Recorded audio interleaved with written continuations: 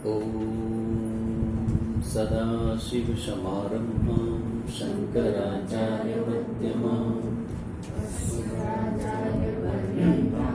वन्दे गुरुपरम्पराम्। श्रुतिस्मृतिपुराणानाम् आलयं करुणालयं नमामि भगवत्पादं शङ्करं लोकशङ्करं। शङ्करं शङ्कराचार्यं केशवं बादरायणं सूत्रभाष्यकृतौ वन्दे भगवन्तौ पुनः पुनः। ईश्वरो गुरुरात्मेति मूर्तिभेदविभागिने व्योमवद्व्याप्तदेहाय दक्षिणामूर्तये नमः। ॐ सहना भवतु सहनौ भुनक्तु सह वीर्यं करवावहै तेजस्विनावधीतमस्तु मा विद्विषावहै। ॐ शान्ति शान्ति शान्तिः। ॐ पार्थाय प्रतिबोधितां भगवता नारायणेन स्वयं व्यासेन ग्रथितां पुराणमुनिना मध्ये महाभारतम् अद्वैतामृतवर्षिणीं भगवतीम् अष्टादशाध्यायिनीम् अम्ब त्वामनुसन्दधामि भगवद्गीते भवद्वेषिणीम्। यं ब्रह्मा वरुणेन्द्ररुद्रमरुतः स्तुन्वन्ति दिव्यैस्तवैः वेदैः साङ्गपदक्रमोपनिषदैः गायन्ति यं सामगाः। ध्यानावस्थिततद्गतेन मनसा पश्यन्ति यं योगिनः यस्यान्तं न विदुःसुरासुरगणाः देवाय तस्मै नमः।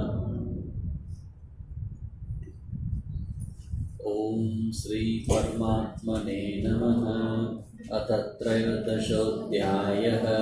श्रीभगवानुवाच इदं शरीरं कौन्तेय क्षेत्रमित्यभिधीयते एतद्यो वेत्ति तं प्राहुः क्षेत्रज्ञ इति तद्विदः। क्षेत्रज्ञं चापि मां विद्धि सर्वक्षेत्रेषु भारत। क्षेत्रक्षेत्रज्ञयोर्ज्ञानं यत्तज्ज्ञानं मतं मम। तच्क्षेत्रं यच्च यादृच्च यद्विकारी यतश्च यत् स च यो यत्प्रभावश्च तत्समासेन मे शृणु। ऋषिभिर्बहुधा गीतं छन्दोभिर्विविधैः पृथक् ब्रह्मसूत्रपदैश्चैव हेतुमद्भिर्विनिश्चितैः। महाभूत्यानहङ्कारः बुद्धिरव्यक्तमेव च इन्द्रियाणि दशैकं च पञ्चचेन्द्रियगोचराः। इच्छा द्वेषः सुखं दुःखं सङ्घातश्चेतना धृतिः। एतत् समासेन सविकारमुदाहृतम्। अमानित्वमदम्भित्वम् अहिंसा क्षान्तिरार्जवम् आचार्योपासनं शौचं स्थैर्यमात्मविनिग्रहः। इन्द्रियार्थेषु वैराग्यम् अनहङ्कार एव च। जन्म मृत्यु जरा व्याधि दुःखदोषानुदर्शनम् असक्तिरनभिष्वङ्गः पुत्रदारगृहादिषु। नित्यं च समचित्तत्वम् इष्टानिष्टोपपत्तिषु। मयि चानन्ययोगेन भक्तिरव्यभिचारिणी। विविक्तदेशसेवित्वम् अरतिर्जनसंसदि। अध्यात्मज्ञाननित्यत्वम् तत्त्वज्ञानार्थदर्शनम्।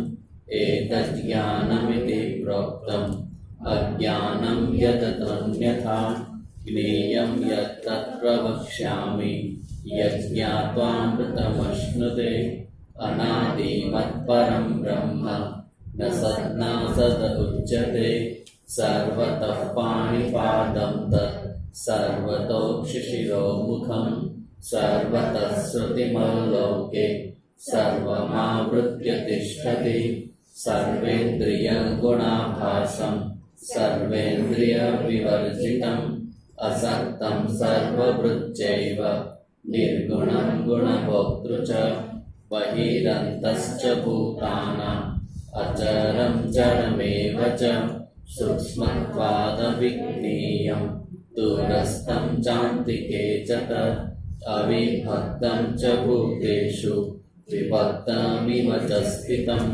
भूतभर्तृ च तज्ज्ञेयं ग्रसिष्णु प्रभविष्णु च ज्योतिषामपि तज्ज्योतिः तमसः परमुच्यते ज्ञानं ज्ञेयं ज्ञानगम्यं यदि सर्वस्य तिष्ठितम् इति क्षेत्रं तथा ज्ञानं ज्ञेयं चोक्तं समासतः मद्भक्त एतद्विज्ञाय मद्भावायोपपद्यते प्रकृतिं पुरुषं चैव विद्यनादि उभावपि विकारांश्च गुणांश्चैव विद्धि प्रकृतिसम्भवान् कार्यकरणकर्तृत्वे हेतु प्रकृतिरुच्यते पुरुष सुखदुःखानां भोक्तृत्वे हेतुरुच्यते पुरुष प्रकृतिस्थो हि पुङ्क्ते प्रकृतिजान् गुणान् कारणं गुणसङ्गोऽस्य सदसद्यो निजन्मसु उपद्रष्टानुमन्ता च भर्ता भोक्ता महेश्वरः परमेत्मनिष्ठायुक्तः देहेऽस्मिन् पुरुषः परः य एवं वेति पुरुषं प्रकृतिं च गुणैः सह सर्वथा वर्तमानोऽपि न स भूयोऽभिजायते ध्यानेनात्मनि पश्यन्ति केचिदात्मानमात्मना अन्ये साङ्ख्येन योगेन कर्मयोगेन चापरे अन्ये दैवमजानन्तः श्रुत्वान्येभ्यः उपासते तेऽपि चातितरन्त्येव मृत्युं श्रुतिपरायणाः यावत् सञ्जायते किञ्चित् सत्त्वं स्थावरजङ्गमं क्षेत्रक्षेत्रज्ञयोगात् तद्विद्धि भरतर्षभ समं सर्वेषु भूतेषु तिष्ठन्तं परमेश्वरं विनश्यत् स विनश्यन्तं यः पश्यति स पश्यति समं पश्यन् हि सर्वत्र समवस्थितमीश्वरं न हि नस्यात्मनात्मानं ततो याति परां गतिं प्रकृत्यैव च कर्माणि क्रियमाणानि सर्वशः यः पश्यति तदात्मानम् अकर्तारं स पश्यति यदा भूतपृथग्भावम् एकस्थमनुपश्यति तदा एव च विस्तारं ब्रह्म सम्पद्यते तदा अनादित्वात् निर्गुणत्वात् परमात्मायमव्ययः शरीरस्थोऽपि कौन्तेय न करोति न लिप्यते यथा सर्वगतं सौक्ष्म्यात् आकाशं नोपलिप्यते सर्वत्रावस्थितो देहे तथात्मानोपलिप्यते यथा प्रकाशयत्येकः कृष्णं लोकमिमं रविः क्षेत्रं क्षेत्री तथा कृष्णं प्रकाशयति भारत क्षेत्रक्षेत्रज्ञयोरेवम् अन्तरं ज्ञानचक्षुषा भूतप्रकृतिमोक्षं च ये विदुर्यान्ति ते परम् ॐ तत्सद इति श्रीमद्भगवद्गीतासु उपनिषत्सु ब्रह्मविद्यायां योगशास्त्रे श्रीकृष्णार्जुनसंवादे क्षेत्रक्षेत्रज्ञविभागयोगो नाम त्रयोदशोऽध्यायः।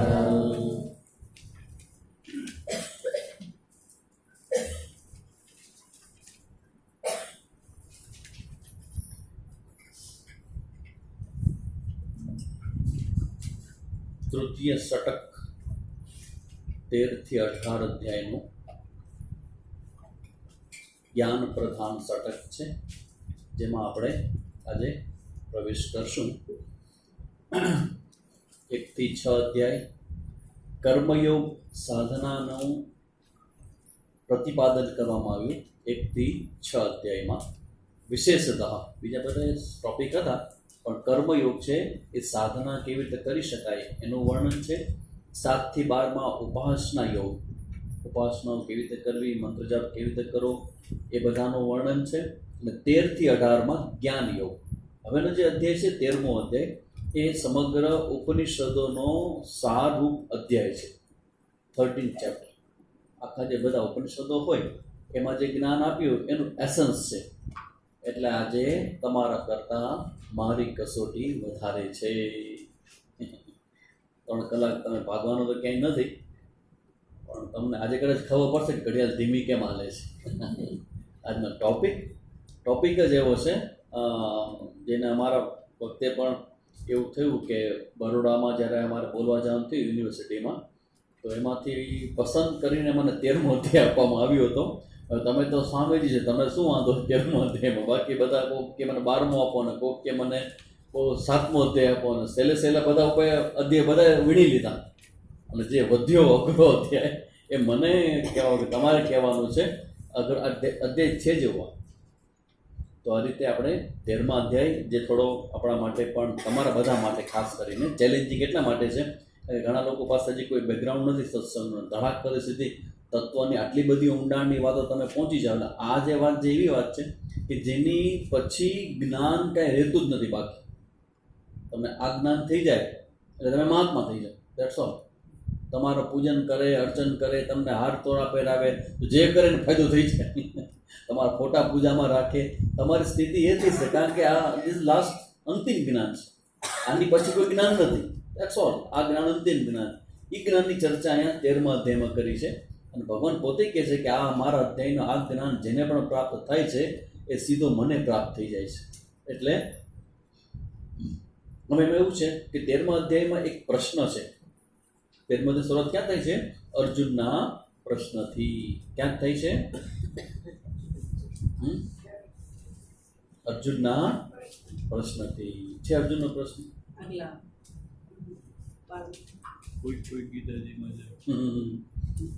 હા, આનો કોઈ ક્વેશ્ચન અહીંયા છે નહીં, પણ કોઈક લોકો એવું ગોત્યું છે કે ક્વેશ્ચન ભગવદ્ ગીતામાં રહી ગયો છે.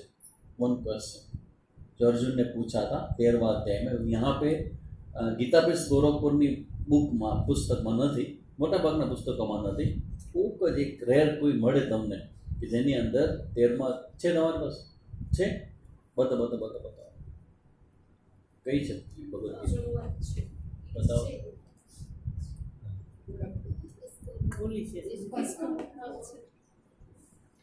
પ્રકૃતિમ પુરુષમ ચૈવ ક્ષેત્રમ ક્ષેત્રજ્ઞમેવ ચ એતદ્ વેદિતુમિચ્છામિ જ્ઞાનમ જ્ઞેય ચ કેશવ. અર્જુન વાચ. કરેક્ટ. ઓહો, ભાઈ આ ગીતાજી અર્જુનીઓ as it is. Srimad A C Bhaktivedanta Swami Prabhupada આંતરરાષ્ટ્રીય કૃષ્ણ ભાવના બુદ્ધ સંત કૃષ્ણ કૃપા મૂર્તિ ભગવદ્ ગીતા તેના મૂળ સ્વરૂપે. અને અડવું નહીં, ડોન્ટ ટચ. બતાવ્યું છે ને એટલા માટે કે એમાં એના જે મિનિંગ ને અર્થો છે ને કન્ફ્યુઝિંગ છે. એટલે શું છે, ભગવદ્ ગીતા પર ઘણા બધા લોકોએ ઘણું બધું લખ્યું છે. એટલે તમને ખબર ન હોય, તમે તો સાવ નિર્દોષ ભાવે વાંચતા હોય ભગવદ્ ગીતાનો છે, સસ્તું છે, ભેટમાં આવ્યું છે, કોઈક આપેલું છે, પણ એમાં એના માટે જ છે. જોઈ એના માટે જ છે કે કોઈ પણ તમારો ખર્ચો ન કરવો પણ તમને ભેટ આવે. પણ સૈદ્ધાંતિક રીતે ઘણા બધા પ્રોબ્લેમ્સને ફેસ કરવો પડે. એને કાંઈક એનું આખું એક્સપ્લેનેશન છે એ કન્ફ્યુઝિંગ છે. એટલે આપણે બેટર છે કે આપણે ગીતાપીઠ ગોરખપુરને ફોલો કરવું. ગીતાપીઠ ગોરખપુરના પુસ્તકો હોય ને એને ફોલો કરવું. એમાં ગીતાજીનો જે અર્થ આપેલો હોય એ પરફેક્ટ હોય, એમાં કોઈ ડાઉટ કે શંકા કંઈ ન હોય. તો એ જો ગીતાજીમાં ક્વેશ્ચન છે, આ પ્રશ્ન બરાબર મૂક્યો છે એમાં કે અર્જુન અહીંયા 6 પ્રકારના પ્રશ્ન પૂછે છે. અને એનો જવાબ એટલે 13મો અધ્યાય, કારણ કે 13મા અધ્યાયની અંદર ભગવાન જે શરૂ કરે છે એ શરૂ કરવા માટેનો કોઈ બેકગ્રાઉન્ડ નથી 12મા અધ્યાયમાં, નથી બીજે ક્યાંય. સીધું ભગવાન શરૂ કેવી રીતે કરી શકે? એટલે કહેવાય કે 701 શ્લોક ભગવદ્ ગીતામાં છે. આ 701 એટલે આ શ્લોક એક આ 13મા અધ્યાયનો અર્જુન ઉવાચ અહીંયા પ્રશ્ન છે, અને પ્રશ્નમાં અર્જુન 6 પ્રકારના પ્રશ્ન પૂછે છે. એટલે આખું આ જે અધ્યાય છે ને એ અધ્યાયમાં જગતને અનુભવ કરનાર જીવાત્મા અને જીવાત્માનો જે સાક્ષી છે પરમાત્મા, એ 1, 2 ને 3 આ 3 વિષયમાં આખું અધ્યાત્મ ક્ષેત્ર આવી ગયું. જીવ, જગત, ઈશ્વર. જીવ, જગત અને ઈશ્વર આ 3 એવા ટોપિક છે કે જેની અંદર સંપૂર્ણ અધ્યાત્મનું જ્ઞાન આવી જાય. આ 3 ટોપિકની અંદર ત્રણેયની ચર્ચા અહીંયા કરવામાં આવી છે. અને ખાસ કરીને એવી ચર્ચા કે અનુભવાતું જે જગત છે એ જગતનો કોઈક સાક્ષી પણ છે. એક જગત છે, જગતનો અનુભવ કરનાર છે, અને ત્રીજો કોક એનો સાક્ષી છે. એ સાક્ષીનું જ્ઞાન એ આનો કેન્દ્રીય વિચાર શું કહેવાય ખબર છે? ક્ષેત્રજ્ઞ વિભાગ. ક્ષેત્ર એટલે દ્રશ્ય, ક્ષેત્રજ્ઞ એટલે જાણનાર. તો દ્રશ્યને જાણનારો દ્રષ્ટા અને એનું વિભાગીકરણ, એટલે આખું ઉપનિષદ અને વેદાંતનો આખો ટોપિક છે. ક્ષેત્રજ્ઞ, દ્રશ્ય દ્રષ્ટા વચ્ચેનો વિવેક. કે દ્રશ્ય હોય એનાથી જોનારો દ્રષ્ટા હંમેશા જુદો હોય. તો પછી દ્રષ્ટા કોણ છે, દ્રશ્ય કોણ છે? પછી એના થતું જે જ્ઞાન છે, જ્ઞાન શું છે? એ આ ટોપિક છે આ 13મા અધ્યાયનો. ક્ષેત્રજ્ઞ વિભાગ યોગો નામ 13 અધ્યાય. તો તેમાં 6 પ્રકારના પ્રશ્ન છે. 6 પ્રકારના પ્રશ્ન ક્યાં ક્યાં છે? તો કે છે પ્રકૃતિમ કિમ, પ્રકૃતિ કોને કહેવાય? પહેલો પ્રશ્ન. પછી બીજો પ્રશ્ન પુરુષમ કિમ, પુરુષ એટલે જીવાત્મા કોને કહેવાય? તો ત્રીજો ક્ષેત્રમ કિમ, ક્ષેત્રમ કોને કહેવાય? દ્રશ્ય કોને કહેવાય? ક્ષેત્રજ્ઞ, ક્ષેત્ર પછી ક્ષેત્રજ્ઞ જાણનાર, એ કોને કહેવાય? પછી જ્ઞાનમ કોને કહેવાય? જ્ઞાનની પ્રોસેસ કે પ્રક્રિયા કોને કહેવાય? અથવા જ્ઞાનના સાધનો કોને કહેવાય? અને છઠ્ઠો ક્વેશ્ચન છે જ્ઞેયમ. જ્ઞેયમ એટલે જે જાણવાનો વિષય છે, તે શું જાણવું જોઈએ? જીવનનું અંતિમ લક્ષ્ય શું છે? શું જાણવું જોઈએ આપણે? જ્ઞેયમ. એટલે ટોટલ 6 પ્રકારના આ પ્રશ્ન છે. એતદ વદિતુમ ઈચ્છામી. અર્જુન કે મારા 6 વસ્તુ જાણવી છે, પ્લીઝ ટીચ મી. એ મને કહો. આ 6 પ્રકારનું જ્ઞાન છે, મારે જોઈએ છે. હવે જુઓ, એમાં જે 6 જે ટોપિક છે એને આપણે 3માં કન્વર્ટ કરશું. જે 6 ટોપિક છે એ 6 ટોપિકમાં ક્ષેત્રજ્ઞ, પુરુષ અને જ્ઞેયમ. ક્ષેત્રજ્ઞ, પુરુષ અને જ્ઞેયમ ઇતિ આત્મા. એ આત્મા છે. આત્મા એટલે ચૈતન્ય. ક્ષેત્રજ્ઞ, પુરુષ અને જ્ઞેયમ એ આત્મા છે. ક્ષેત્રમ અને પ્રકૃતિ અનાત્મા છે. ક્ષેત્ર આત્મા, ક્ષેત્રમ અનાત્મા. પુરુષ છે આત્મા, પ્રકૃતિ અનાત્મા. એટલે ક્ષેત્રમ અને પ્રકૃતિ ઇઝ ઇક્વલ ટુ અનાત્મા, જડ છે.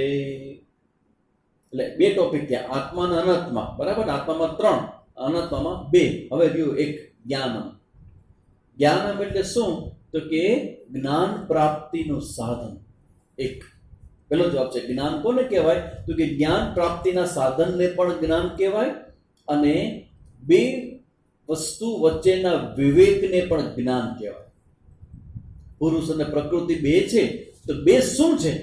એ 2 વચ્ચે ડિફરન્સ શું છે? પુરુષમાં પ્રકૃતિમાં શું તફાવત છે?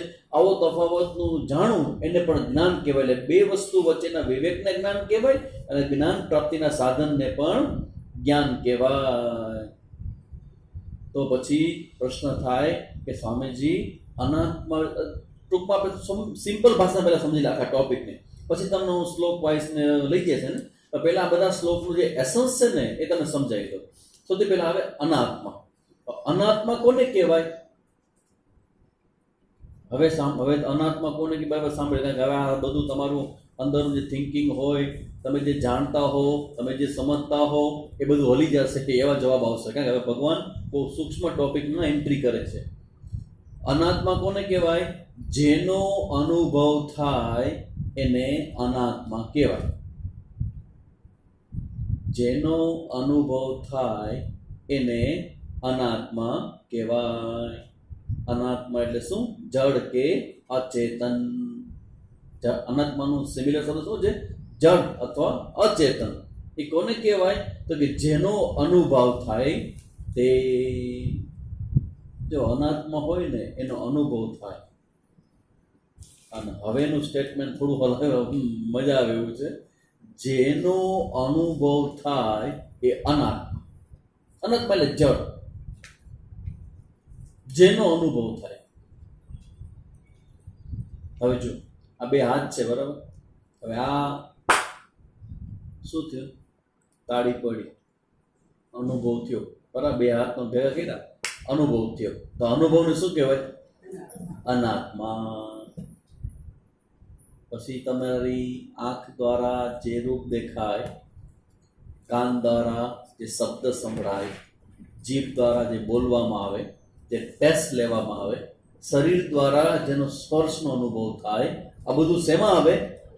અનાત્મામાં આવે. અનાત્માની એક ડેફિનેશન. બીજી, અનાત્મા એટલે શું? જે એક સમયે શરૂ થાય અને એક સમયે પૂરું થાય. સાયન્સની ભાષામાં એને ટાઈમ ફેક્ટર કહેવામાં આવે. સાયન્સની ભાષામાં જેને ટાઈમ ફેક્ટર કહેવામાં આવે કે P1 P2 આ બે વચ્ચે જે હોય એને અનુભવમાં આવે અને એને શું કહેવાય? અનાત્મા. અનુભવનો વિષય અનાત્મા હોય એટલે અનુભવમાં કેવી રીતે આવે? તો કે પેલા નો હોય, પછી અનુભવ થાય અને પછી પૂરું થઈ જાય. સપોઝ આઈસ્ક્રીમ ખાઈએ તો આઈસ્ક્રીમ આત્મામાં આવે કે અનાત્મામાં? અનાત્માને આઈસ્ક્રીમમાં કેટલા પૈસા હોય? કેટલા રૂપિયા મળે આઈસ્ક્રીમ?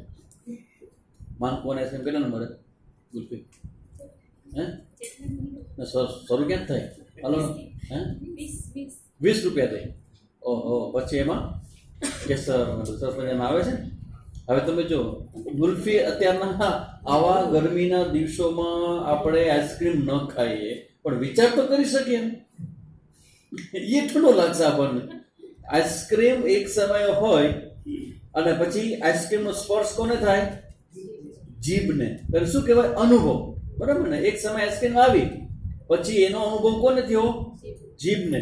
અને પછી શું થયું? આઈસ્ક્રીમ પૂરી થઈ ગઈ કે નહીં? પૂરી થઈ ગઈ. એને જ્યાં પહોંચવું હતું પહોંચી ગઈ. ધેટ ઇઝ કોલ્ડ અનાત્મા. અનાત્માનો અર્થ છે જળ અને ચેતન સ્વરૂપે છે તે એક. બીજું, અનાત્માનો બીજો એક ગુણ કહું. શું ગુણ? એક તો દ્રશ્ય. જે અનુભવ થાય ને એને દ્રશ્ય કહેવાય, એ અનાત્મા કહેવાય. જેટલું દ્રશ્ય તમારી ઇન્દ્રિયોનો વિષય બને ને બધું અનાત્મામાં આવે. તમારી ઇન્દ્રિય કેટલી છે? 6. 5 જ્ઞાન ઇન્દ્રિય, 5 કર્મેન્દ્રિય, 1 મન, 11 એકાદશી. 11 છે ઇન્દ્રિયો તમારી. આ ઇન્દ્રિયો દ્વારા જેનો તમે અનુભવ કરો છો એ બધું શેમાં આવે? અનાત્મામાં આવે. બધું અનાત્મામાં આવે. પછી બીજું, જેમાં વિકાર છે તે અનાત્મા છે. બદલે છે, જે બદલી જાય. જે બદલી જાય ને એ વિકારી. અને વિકારી એટલે અનાત્મા. માથા પરના વાળ આત્મા કે અનાત્મા? અનાત્મા. કેમ અનાત્મા? બદલાય કે બદલાઈ જાય? કાળામાં ધોળામાં જ કાળા થાય કે નહીં? પાછા કરવા પડે, થઈ જાય. હા, પરિવર્તન. પછી આ દેખાતા શરીરમાં પરિવર્તન આવે. પછી બધી બહારની વસ્તુઓ પરિવર્તન આવે. તમે જે સીટમાં બેઠા છો ખુરશી ઉપર એમાં પરિવર્તન આવે. તમારા કપડામાં પરિવર્તન આવે. શરીરમાં આવે.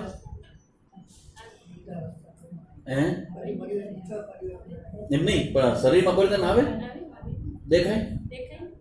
એટલે જેને થતું દેખાય ના. પરિવર્તન શરીરમાં થતું હોય ને સૌથી પહેલું જ્ઞાન બાનાંતર. એનું રિફ્લેક્શન વારંવાર આપણે જોવા મળે કે ભાઈ હમણાં બહુ વધી ગયું છે, હમણાં બહુ વધી ગયું છે.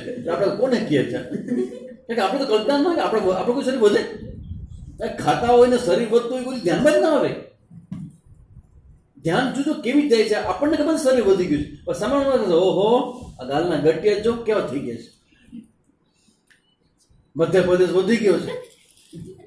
ખબર પડી જાય હા હવે કે બધી આ તારે બધું કરચલીઓ મંડી જ પડવા બહાર લોકો ખબર પડે. એટલે આપણે કે મારું શરીર વધી ગયું, હા જોવાય કે શરીર વધી ના હોય મગાવો મશીન એટલે પછી છેલ્લું પ્રમાણે મશીન છે. ગુસ્સો આપો એના પર તને કેમ તોડીને નાખવું જોઈએ, 75 કિલો વજન કેમ દેખાડે છે એ મશીનમાં આવે. અને પછી કલ્પના થાય કે હારો આજકાલ આ શરીર કેમ વધી ગયું, તો કે હાલ બચાવવાનું બંધ થઈ ગયું અને કેરીઓ હબેડીએ છીએ. પરિવર્તન આવ્યું શરીરમાં, તો શરીરમાં પરિવર્તન આવે તો પરિવર્તન આવે શું કહેવાય? અનાત્મા.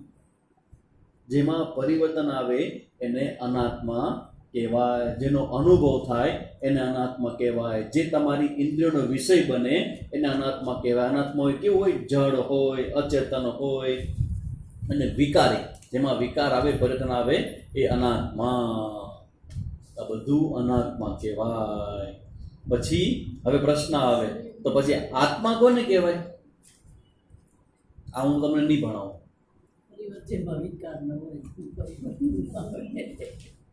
સાવ માથો કે પરિવર્તન જ ના આવે.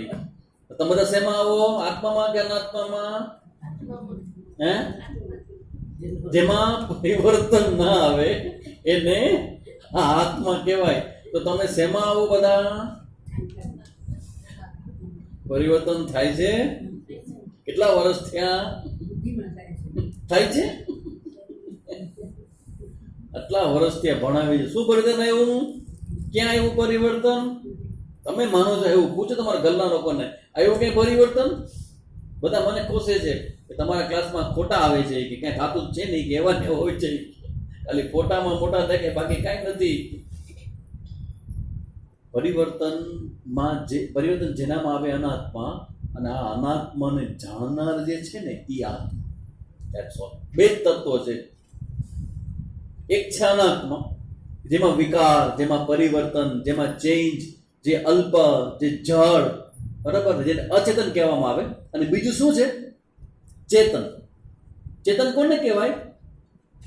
જે અચેતનને જાણે તે ચેતન. અથવા મને કયો, જળ છે એ ચેતનને જાણે કે ચેતન જળને જાણે? વાહ, વેરી ગુડ. ચેતન એ જળને જાણે, બરાબર ને? તો તમે ચેતન છો કે અચેતન છો? શું ફીલ થાય છે? જાણો. તમે ચેતનમાં આવો કે અચેતનમાં? ચેતનમાં આવો, બરાબર ને? તો તમે જેને જાણો એ બધું શેમાં આવે? અચેતન કે જળમાં, બરાબર ને? બસ આ વિવેક છે ને એ આખા 13મા અધ્યાયમાં કરાવવામાં આવ્યો છે. ધીસ ઇઝ વિવેક. તમે કોણ છો? Who are you? તમારું સ્વરૂપ શું છે? અને તમે આવા છો તો પ્રશ્ન એ થાય કે તમે કોઈ દિવસ તમારી જાતને આવી જોઈ તો નથી. તો હું આવો કેવી રીતે હોઈ શકું, આવી કેવી રીતે હોઈ શકું? કારણ કે તમે જોયું નથી. એનું નામ અવિદ્યા, અજ્ઞાન. અને અવિદ્યા અજ્ઞાન કેવી રીતે દૂર થાય? જ્ઞાનથી. જ્ઞાન કેવી રીતે થાય? ગુરુ પાસે કેવી રીતે જવાય?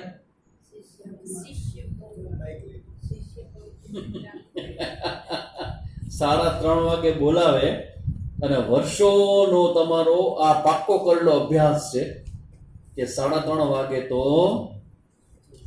સમાધિમાં જ રહેવાનું. છતાં પણ 3:30 વાગે બોલાવે ગુરુજી, અને ત્યારે પણ આપણે જઈએ તો તદ્વિધિ પ્રણિપાતેન પરિપ્રશ્નેન સેવયા. તમે પાસે જઈએ, ગુરુજી પાસે જઈએ અને જ્ઞાન આપે. એ શું જ્ઞાન આપે? શેનું જ્ઞાન આપે? ચલો, શેનું જ્ઞાન આપે?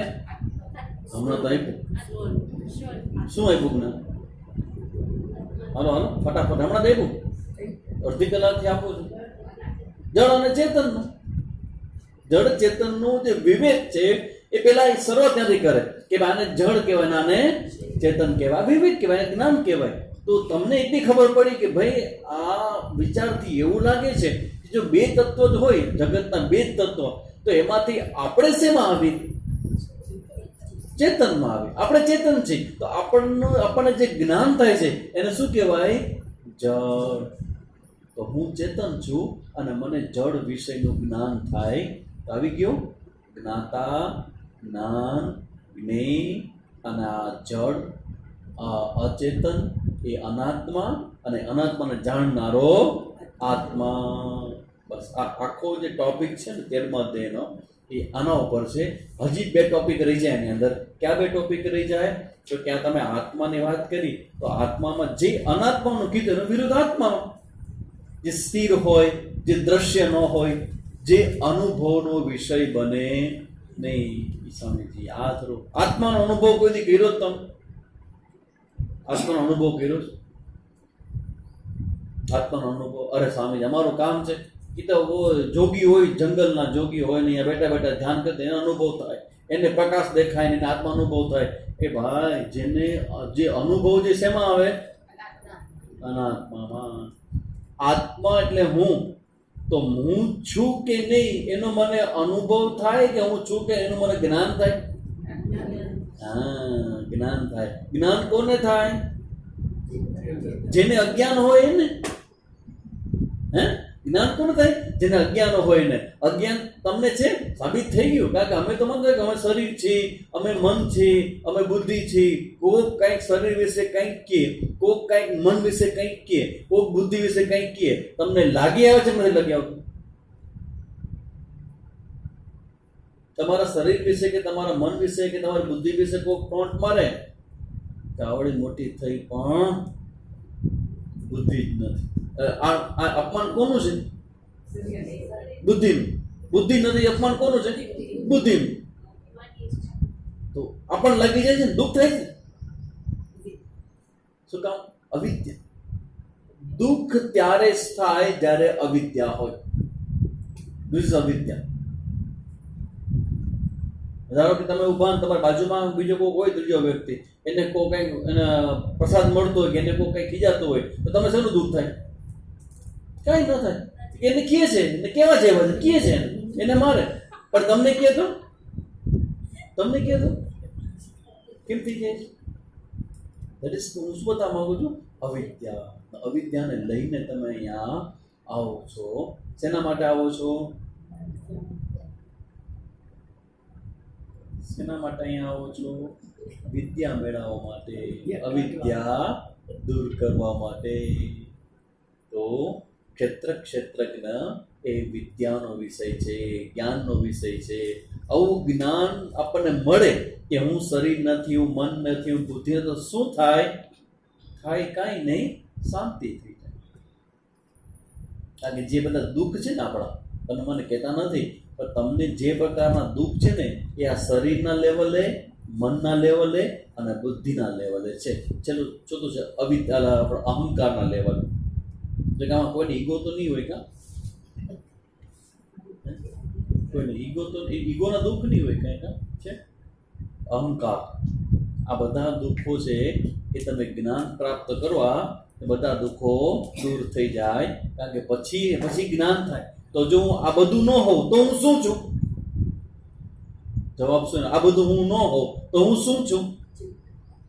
તો તમે ઈશ્વર છો. જેને ભગવાન કહેવામાં આવે, જેની ભક્તિ તમે કરો છો એ તમે છો. અને તમે કોનો સંગ લઈને દુઃખી થાવ છો? શરીર. અને તમે છો કોણ? બાય નેચર કોણ છો? ભગવાન છો. તમે રોવો છો. કોના માટે રોવો છો? શરીર માટે, મન માટે, બુદ્ધિ માટે. એમાં રોવો છો. એ તમે છો નહીં. અને જે છો એ ધ્યાનમાં લેતા નથી. તો લ્યો ને ભાઈ, શું વાંધો ધ્યાનમાં લેવા? તો એમ ધ્યાન કેવી રીતે લેવું? આવો 13મા અધ્યાયમાં સમજાવો કેવી રીતે ધ્યાનમાં લેવું.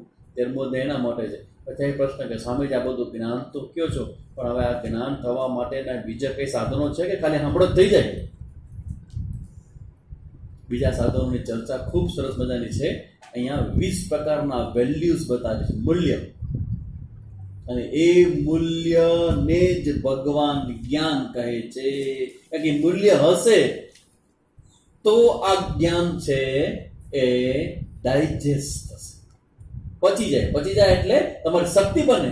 જે અનાજ પચે ને એ શક્તિ ઊભી કરે, સ્ટ્રેન્થ બને તમારું. ને આ મૂલ્ય નહીં હોય ને ખાલી જ્ઞાન હશે તો કોકને દેવામાં કામ આવે. બે ભાઈ ભેગા થયા, બે મિત્ર ભેગા થયા, એટલે એક મિત્રના છોકરાને કંઈક ઓછા ટકા આવ્યા એટલે બીજો એને સલાહ આપે, ગાંડા તું આના માટે રોજ શીખે. બોલો કે ભાઈ મારી કે ઘડિયાળ ખોવાઈ ગઈ અને આ રિઝલ્ટ આવ્યો. અરે ચિંતા શું કરે છે કે ગીતાજીમાં ભગવાન કહે છે કોઈ કોઈનું નથી અને કોઈની વસ્તુ કોઈની છે જ નહીં. કોનું છે? બધું ભગવાનનું છે. એ કીધું ગીતાજી ભણસ કે નહીં કે આવતો જ અમારા સ્વામીજી પાસે ગીતાજી ભણવા માટે ગઈ ખબર પડતી આ છે નહીં કઈ કે ઓહો બીજો ઓલરેડી દુખી હતો, બીપી નાખ્યો આને. એ ના રોવાય કોઈ રોવાતો હશે, માણસ રોતો ને રોવા દેવાય ને પછી બહુ ન રખે એને રોવું છે પણ તમે અટકાવી દો છે ના હાલે. ઉપદેશ આપવા માટે આવડું છે તેમ છે ને પછી જે ભાઈ ઉપદેશ દેનાર વક્તા હતા સાંજના એના ઘરે ચોરી થઈ. 2000 રૂપિયા કોઈક લઈ ગયો એનું, 2000 રૂપિયા લઈ ગયો ને ભાઈ એવા સિંહા વ્યા થાય. ઓલો પાયો પડોશી કે અરે ગીતાજીને ક્લાસ ક્યાં ભણવાનું, શું ભણવાને એ પૂછવા માટે આવ્યો. તો ભાઈ મોટું અવળું થઈ ગયું. કા ભાઈ શું થયું? ના કાંઈ નહીં, કે તો ખરા શું થયું, શું એ કે આપણા 2000 રૂપિયા કોઈક લઈ ગયું. બોલો કે 2000 રૂપિયા લઈ ગયા તારે દુઃખી કાં તો કે થાવ જ નહીં કેમ? તો કે મામા સાંજના પોસ્ટ ઓફિસમાં ડબ્બા પાસે મળ્યા હતા ત્યારે તેમાં જે ઉપદેશ બતાય સાંભળવો હતો ગીતાનો તો તને યાદ નહોતી? તો કે ત્યાં બધું ભૂલી ગયું. તને આપવા માટે હતું બધું. એ કે પરોપદેશે પાંડિત્યમ. અમારા બધાનું કામ કેવું છે? પરોપદેશે પાંડિત્યમ. કોકને કંઈ કેવું એટલે ધડબડાટીને સરસ મજાનું જ્ઞાન વેદાંતમાં આપી દઈએ. પણ ભગવાન કહે છે કે જ્યાં સુધી આ વેલ્યુઝ નહીં હોય, આપણે ધ્યાન શું આપવાનું છે? આ વેલ્યુ. આ વેલ્યુ જે છે ને એ તમારા જીવનમાં આ જે ભગવાન જ્ઞાન આપે છે ને એ જ્ઞાન સ્થિર થશે. કારણ કે આપણે બધાને પ્રશ્ન થાય ને કે જ્ઞાન હોય પણ જ્ઞાનમાં નિષ્ઠા ન હોય તો એનું કારણ શું? એ બતાવશે. 20 પ્રકારના વેલ્યુ છે, મૂલ્ય છે, જેની ચર્ચા ખૂબ મહત્વની છે અને એ ચર્ચા આપણે અહીંયા કરશું. એ આપણા શ્લોકમાં છે જ્ઞાન માટેના 20 મૂલ્યો. પછી જ્ઞાનનું ફળ શું, પછી જ્ઞાન કેવી રીતે થાય, સાધનો શું, એ બધી ચર્ચા અહીંયા અલગ અલગ શ્લોકમાં છે. હવે આપણે શ્લોક વાઇઝ સમજીએ કે કયા શ્લોકમાં શું કીધું છે. 34 શ્લોકનો અધ્યાય છે, જેમાં પહેલા 1 થી 4 શ્લોક. હવે શ્લોક વાઇઝ તમને સમજાવે, સેન્ટર આઈડિયા આપ્યા પછી શ્લોક વાઇઝ સમજાવું છું અને પછી શ્લોકને લઈ લઈને હું સમજાવીશ. બરાબર ને? 1 થી 4 શ્લોક છે ઇન્ટ્રોડક્શન માટેના છે. ભગવાન છે એ સબ્જેક્ટને ઇન્ટ્રોડ્યુસ કરે છે. બહુ ટચી ટોપિક છે, ખૂબ સરસ મજાનો છે. કમસે કમ અત્યારે આપણે જેટલો પણ આપણે અંદર સમય એટલો સમજાવવાનો પ્રયત્ન કરી પછી વારંવાર એના પર એનાલિસિસ થશે ને તો એ સમજાઈ જશે. 1 કલાક 3 કલાક બોલવું હોય તો પહેલાં 30 કલાક વાંચવું પડે, સમજવું પડે, મનન કરવું પડે, ત્યારે 3 કલાક તમે કહી શકો. તમે 3 કલાક સાંભળો ને તો એ પછી તમારે 10 કલાક એના પર ચિંતન કરવું પડે, મનન કરવું પડે. તમે જે અધ્યાય સાંભળો છો, અવળો મોટો અધ્યાય, આટલું મોટું જ્ઞાન તમે જે લખો છો, એમાં જો વેકેશન હોય તો આડો અવળો સમય પસાર કરવા કરતાં 2 કલાક સ્પેશિયલ એના માટે ફાળવવા જોઈએ. આ અધ્યાયને કંઠસ્થ કરવો જોઈએ અને જે અધ્યાયમાં તમે લખી આવ્યા છો એ પુસ્તક બાજુમાં રાખી અને જે લખેલું છે એ બધું તમારે રિપીટ કરતા કરવું જોઈએ. જ્યારે અહીંયા આવો નવો અધ્યાય શીખવા માટે તો એ બધે અધ્યાય કંઠસ્થ કરીને આવવું જોઈએ. તમે અહીંયા શીખવા માટે આવતા હો, કારણ કે એમ જ માનો કે જીવનના આપણા દિવસ કેટલા બાકી છે? હવે 18 દિવસનું જીવન છે. એ માને કે એમાં તીવ્રતા હોવી જોઈએ, તીવ્રતા આપવી જ જોઈએ. તીવ્રતા નહીં આવે ને તો એ જ્ઞાન છે ને એ જ્ઞાનમાં નિષ્ઠા માટેનો સમય બહુ લાગી જશે. એટલે હું શું કહું છું કે જે સમય મળ્યો હોય ને એટલે પ્રાયોરિટી આપી અને એ જ્ઞાન તમારા જીવનમાં ઉતરે એના માટે તમારે રીથિંક કરવું જોઈએ. અને રીથિંક કર્યા પછી ક્વેશ્ચન તમારે લખીને રાખી દેવું જોઈએ કે સામે જાય તમે કીધું સારું બહુ ગજબ ઉપર થઈ ગયું બધું. અને એ તમે ક્યારે પ્રશ્ન પૂછી શકો? ખબર હોય તો તમે રીથિંક કરો તો કેટલું બધું વહી ગયું. હમણાં પૂછો કે છઠ્ઠો અધ્યાય, તો કે નામ શું છઠ્ઠો અધ્યાય? જોયું તો ક્યાં કે છઠ્ઠે અધ્યાય નામ જ ભૂલી ગયા, તો બીજું શું યાદ રહેતું? કર્મયોગ, જ્ઞાન યોગ, ભગવાન ધડ ધડ ધડ ધડ બધું કેવું બધું. હું આ કેટલા વખતથી આ મારા જીવનની દુર્લભ ઘટના છે કે હું ગ્રંથ વાંચી તૈયાર કરીને તમારી પાસે આવું છું. મારા ન્યૂ ફોર મી, मेरी लाइफ में कभी नहीं किया. मेरा पहला अनुभव, પટવાનો અનુભવ છે આવો તૈયાર કરીને કહું છું. એટલા માટે કે કોઈ મુદ્દો તમારો છૂટી ન જાય અને તમને એ મુદ્દો તમારો મિસ ન થઈ જાય. પણ હું જેટલી મહેનત કરું છું તમારે કેટલી કરવી પડે? ભગીરથનો પ્રયાસ તો ભગીરથ જોઈએ ને. ભગીરથનો પ્રયાસ ભગીરથ જોઈએ. તમારું ફોકસિંગ જોઈએ આના ઉપર. નોટ પેન લખો અને તમને ખબર પડે કે અત્યારે અમૃત પડે છે, એને મારે ઝીલી લેવાનું છે. એ સેન્સ હોવી જોઈએ, તો તમે આ જે કહેવાય છે એનો શ્રેષ્ઠતમ ઉપયોગ તમને મળે. એટલે અધ્યાયની અંદર આ 18 અધ્યાયની અંદર ભગવાન કાંઈ બાદ નહીં, એક અધ્યાય પૂર્ણ અધ્યાય છે. એક અધ્યાય પૂર્ણ છે. કોઈ કર્મયોગથી પૂર્ણ છે, કોઈ ભક્તિથી પૂર્ણ છે, કોઈ જ્ઞાનથી પૂર્ણ છે, કોઈ ઉપાસનાથી પૂર્ણ છે, કોઈ વ્યવહારિક જ્ઞાનથી પૂર્ણ છે. કેટલું બધું ભગવાન કહે છે આની અંદર. તો જેટલું આપણે એને સમજવા પ્રયત્ન કરશું એટલું એ અંદર ઉતરશે. એટલે આપણું જીવન છે ને એ ભગવદ્ ગીતાના વિચારમય થવું જોઈએ.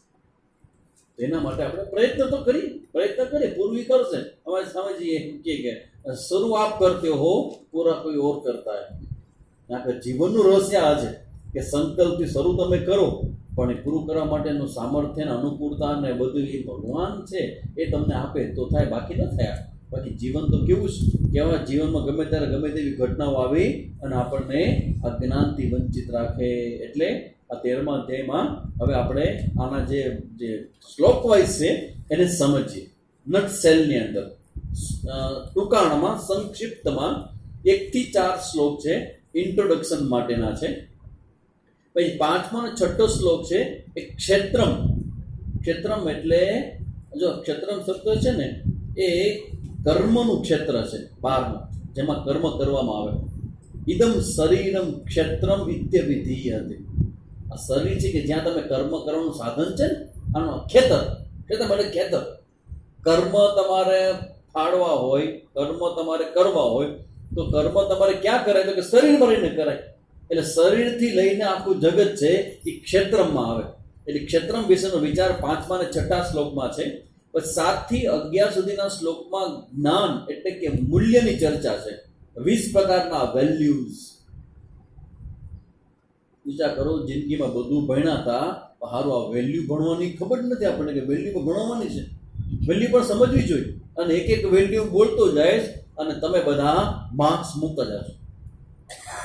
પછી રિઝલ્ટ તમારે મને બતાવવાનું છે, પોતાનું, બાજુવાળાનું નહીં. खींचो, जोर से खींचो, पैर को अंदर खींचो, अपने पैर को, दूसरे का नहीं. તો તાવરેજી એવું કહે કે આપણા તાવરજી શિષ્ય છે ને ડૉક્ટર રમેશભાઈ નહીં, બીજા છે એના શિષ્ય છે, તે બહુ સરસ ચિંતન કરાવે છે. તો એ આવું કહે એના વોઇસમાં આ બધા તાવરજીની એક્સરસાઇઝ બધા કરે છે. એમાં એ કહે खींचो खींचो खींचो खींचो, पैर को खींचो, अपने पैर को, दूसरे को नहीं. હવે અહીં જે વેલ્યુ સ્ટ્રક્ચરની વાત કરીશ ત્યારે એ વેલ્યુ તમારે તમારા જીવનમાં જોવાના અને પછી થોડુંક ચર્ચા કરીશ કે આ વેલ્યુ કેવી રીતે આવે. સૌથી પહેલા જવાબ આપવાનો છે કે આ વેલ્યુ વાળું વ્યક્તિત્વ તમને કેવું લાગે? એની અંદર આ ગુણ હોય, એની અંદર આ ગુણ હોય, તમને કેવું લાગે? બીજો ક્વેશ્ચન, તમારે આવું વેલ્યુ વાળું જીવન નથી બનાવવું? તો કે હા બનાવવું છે ને. ત્રીજો ક્વેશ્ચન, કેવી રીતે બને? તો કે એ સમજવા માટે તમે આવ્યા છે, સમજાવો. 20 વેલ્યુ સાંભળી, કમસે કમ એમાંથી 2-3 તો આપણે ઘર ભેગી કરીએ કે નહીં? 2-3 તો ઘર ભેગી કરીએ કે ખરો? જેટલી થાય એટલી. ઓપન છે આ આખો વેપાર છે ને અધ્યાત્મનો, એ ખુલ્લો વેપાર છે. જેનામાં જેટલી તાકાત હોય એટલું દૂધ પી. દુગ્ધા ગોપાલ નંદન પાર્થો વત્સસ્થિર ભોક્તા દુગ્ધમ ગીતા મૃદમ મહત. આ વાછણ રૂપી અર્જુન છે એને કૃષ્ણ રૂપી ગાય બનીને જ્ઞાન પાય છે. તો જેનામાં જેટલું સામર્થ્ય હોય માથું મારીને દૂધ કાઢવાનો એટલું દૂધ પી લેવું જોઈએ. એટલે આ 20 વેલ્યુની વાત છે એ 7 થી 11મા શ્લોક સુધીમાં કરવામાં આવી છે. પછી 12 થી 17 ભગવાનના નિર્ગુણ સ્વરૂપનું વર્ણન છે. ભગવાનના બે સ્વરૂપ છે, સગુણ અને નિર્ગુણ. તમારી સામે અત્યારે જે ભગવાન છે, મૂર્તિ છે, એ કયું ભગવાનનું સ્વરૂપ કહેવાય? સગુણ, જેને જોઈ શકાય, જેને અનુભવ થઈ શકે, જે તમારી સાથે વાત કરી શકે. જે વાત છે ને આપણે રામકૃષ્ણ પરમહંસ જે જ્ઞાન, એ જે એનો જે વ્યવહાર હતો એ ક્યાં માતા સાથે હતો? સગુણ વાળા કાલીમા સાથે. અને પછી નિર્ગુણનું જ્ઞાન અને સગુણનો અનુભવ, આ બે શબ્દ છે. નિર્ગુણનું જ્ઞાન થાય અને સગુણનો અનુભવ થાય. એક્સપિરિયન્સ તમારી ઇન્દ્રનો વિષય બને, તમારી પ્રાર્થના જવાબ આપે, તમારે ભેગો રહે. પત્રમ પુષ્પમ ફલમ તોયમ યો યદ ભક્ત પ્રયચ્છતિ. જે ભક્ત મને જેવું આપે એ બધું હું ગ્રહણ કરું છું. કયો ભગવાન ગ્રહણ કરે? સગુણ કે નિર્ગુણ? જો ભગવાન પોતે આવીને ગીતાજીમાં કહી જાય કે મારી મૂર્તિ રાખો, એની નિયમિત પૂજા પ્રાર્થના કરો, તો હું જાગૃત થઈશ. અને જાગૃત થયેલો દેવ છે એ બધું ગ્રહણ કરે. એટલે ગ્રહણ કરવાની વાત છે ને સમજી લેજો કે ભાઈ આમાં બધી વિદ્યાઓ કામ કરે. જેમ કે તમે જેમ આપણું સાત્વિક છે એવી જ રીતે તામસિક પણ છે, તામસિક વિદ્યા છે. આ પ્રેત અને બીજી બધી વિદ્યાઓ છે, એ બધી વિદ્યાઓમાં પણ એ લોકોના જે આવનારા જે હોય ને એ બધાને ભોજન કરાવવાનું હોય, એનો ભોગ આપવાનો હોય. જામનગરમાં હજી પણ એક ભાઈ છે, અત્યારે હજી પણ છે ભાઈ, કચ્છમાં, આપણા કચ્છના જાયના છે. जाहिर में प्रयोग कराते थे, अभी उन्होंने बंद कर दिया. प्रयोग एवो करावे कि भाई તમારા ઘરે જમવા આવે, ગમે તેટલું તમે જમવાનું બનાવો, ખૂટે ને ખૂટે, ગમે તેટલું બનાવો, છૂટતા જેટલું બનાવે. હા, પ્રયોગ બતાવેલો પ્રયોગ કહું છું તમને, ભાનુશાલી જ છે જામનગરના. એવી રીતે ભાઈ એનો એક બે નિયમ છે. એનો નિયમ એવો છે કે દિવાલ હોય ને ત્યાંય બેસે. એનો નિયમ પાછળ કોઈ ન હોવું જોઈએ, દિવાલ પાસે બેસે. અને પછી તમે રોટલીનો થપ્પો કરો, અવળો કરો, અવળો કરો, અવળો કરો, થપ્પો કરો, શાક કરો, બધું કરો, અને કરે જમવાનું ચાલુ. અને પછી ધડ જમતા જાય. કોકના ઘરે જમવા ગયો તો બેનને કલ્પના નહીં, એ બોલે કે આજ તમે પ્રોગ્રામ કરી મારા ઘરે જમવાનું. અને પછી જમવાનું જેવું ચાલુ થયું તો રોટલી થપ્પો ફૂટી ગયો. તો કે બેન જે લોટ આપો એ કે જલ્દી પાણી લાવો, જે હોય આપો, મને નહીં હાલે, દેવું પડશે. પછી અમારા સ્વામીજી પૂછ્યું કે આ તમે કેવી રીતે કરો છો? કે સ્વામીજી અમુક વસ્તુ મને મળી ગઈ, કોકના અમારા ગુરુજીના આશ્રમે ગયો હતો ને, તમારે બે જણા વાતો કરતા, હું ઊંઘી ગયો એવું માની ગયા હતા, માનતા હતા કે ઊંઘી ગયો છું. હું જાગતો હતો, એમાં અમુક મંત્રની ચર્ચા થઈ નહીં. મંત્ર પછી મેં કર્યો તો અમુક સિદ્ધ થયું. તો કે આવે બધા ખાવા માટે, પણ દિવાલ હોવી જોઈએ પાછળ, હું ન ખાવ પછી ખાઈ જાય બધા ખાય. એટલે આટલું બધું કોઈ માણસ તો ખાઈ જ નથી ને. એ બધું પતી ગયા પછી સાંજના ભાઈ ઘરે જમવા જાય. તો તમારા ઘરે આટલું બધું જમે પછી હાથ મોઢું ધોવે ને જે ઇનામ રાખ્યો લઈ જાય અને ઘરે જમવા જાય પાછા કે હું ઘરે જમી આવું. પોતે ન ખાય. જો આવી રીતે સૂર્ય શક્તિ આવીને ખાતી હોય તો દેવી શક્તિ હોય એ કેમ ન ખાય? આ તમારા ઘરે જે ભગવાનના ફોટા રાખ્યા છે, જે ભગવાનની મૂર્તિ રાખી છે, તમે એને લાલન જે ધરો છો, એવું ન માનજો કે નથી ખાતો, એ ખાય છે. એ પેલું ભજન છે ને, કોણ કહેતા હે ભગવાન ખાતા ખાતે માતે માતા माँ यशोदा की तरह जैसे खिलाते. बस ભાવ આ પકડજો. આ વસ્તુ તમે હવે સાંભળવા માટે આવ્યો છો, આ લઈને જાજો કે ભગવાનને ધરાવો છો, એ ભગવાન ખાય છે. અને ખાઈને પ્રસન્ન થાય, અને પ્રસન્ન થઈને આશીર્વાદ આપે. ભગવાનની સેવા પૂજા કરો તો એક ટાટ પાસ કરી દે. શું સમજો તમે ભગવાન? આ એ ભગવાનની ચર્ચા અને ભગવાન વિશેની વાત. એ કેવું ભગવાન સ્વરૂપ કહેવાય? નિર્ગુણ સ્વરૂપ, સગુણ સ્વરૂપ. નિર્ગુણનું જ્ઞાન થાય અને સગુણનો અનુભવ થાય. તો એની ચર્ચા આપણે જોવાની છે, નિર્ગુણ સ્વરૂપની 12 થી 17 શ્લોક સુધીમાં. પછી 18મા શ્લોકમાં એક જ્ઞાનનું ફલ છે, ભગવાનના નિર્ગુણ સ્વરૂપને જાણે તો શું એને જીવનમાં થાય એની ચર્ચા 18મા શ્લોકમાં છે. પછી 19 થી 22મો શ્લોક, એમાં પુરુષ એટલે કે જીવ અને બીજું છે પ્રકૃતિ, એનો વિવેક કરાયો છે 19 થી 22માં. પુરુષ અને પ્રકૃતિનો વિવેક છે 19 થી 22માં. 23મા શ્લોકમાં આ વિવેકરૂપી જ્ઞાન છે એની ફલશ્રુતિ 23મા શ્લોકમાં છે. જેને પુરુષ અને પ્રકૃતિનો જે વિવેક કરી શકતા હોય એનું શું રિઝલ્ટ એ લોકોને જેનો મળે, ફલશ્રુતિ. પણ 24, 25 અને 26 એ ઈશ્વર પ્રાપ્તિના સાધનોની ચર્ચા છે કે ભગવાનની પ્રાપ્તિ કેવી રીતે થાય 24, 25 અને 26માં. 27, 28 અને 29 એ 3 શ્લોકની અંદર જ્ઞાનીના દર્શનની પ્રશંસા છે. સમત્વનું જે દર્શન હોય ને જ્ઞાની, તો એ દર્શન કેટલું મહત્વનું છે એનું પ્રશંસા ભગવાન પોતે કરે. ઓહો, આવી રીતે ભગવાન તો બધી જ જગ્યાએ સમત્વને વખાણ કરતા જ આવે છે. સમત્વમ યોગમ ઉચ્યતે, સુનિચૈવ સપાકે છે ને સમત્વના બધા શ્લોક છે બધા, કે હાથીમાં ને ચાંડાલમાં ને એમાં જે એક જ બ્રહ્મને જોવે છે એનું ભગવાન બહુ પ્રસન્નતા અનુભવે છે. ભગવાન આખી ગીતાજીની અંદર આ સમત્વ રૂપી જે દર્શન છે ને એની પ્રશંસા ઠેર ઠેર ભગવાને કરી છે. ભગવાન બહુ ગમે સમત્વ, સમત્વ, સમત્વ, સમત્વ.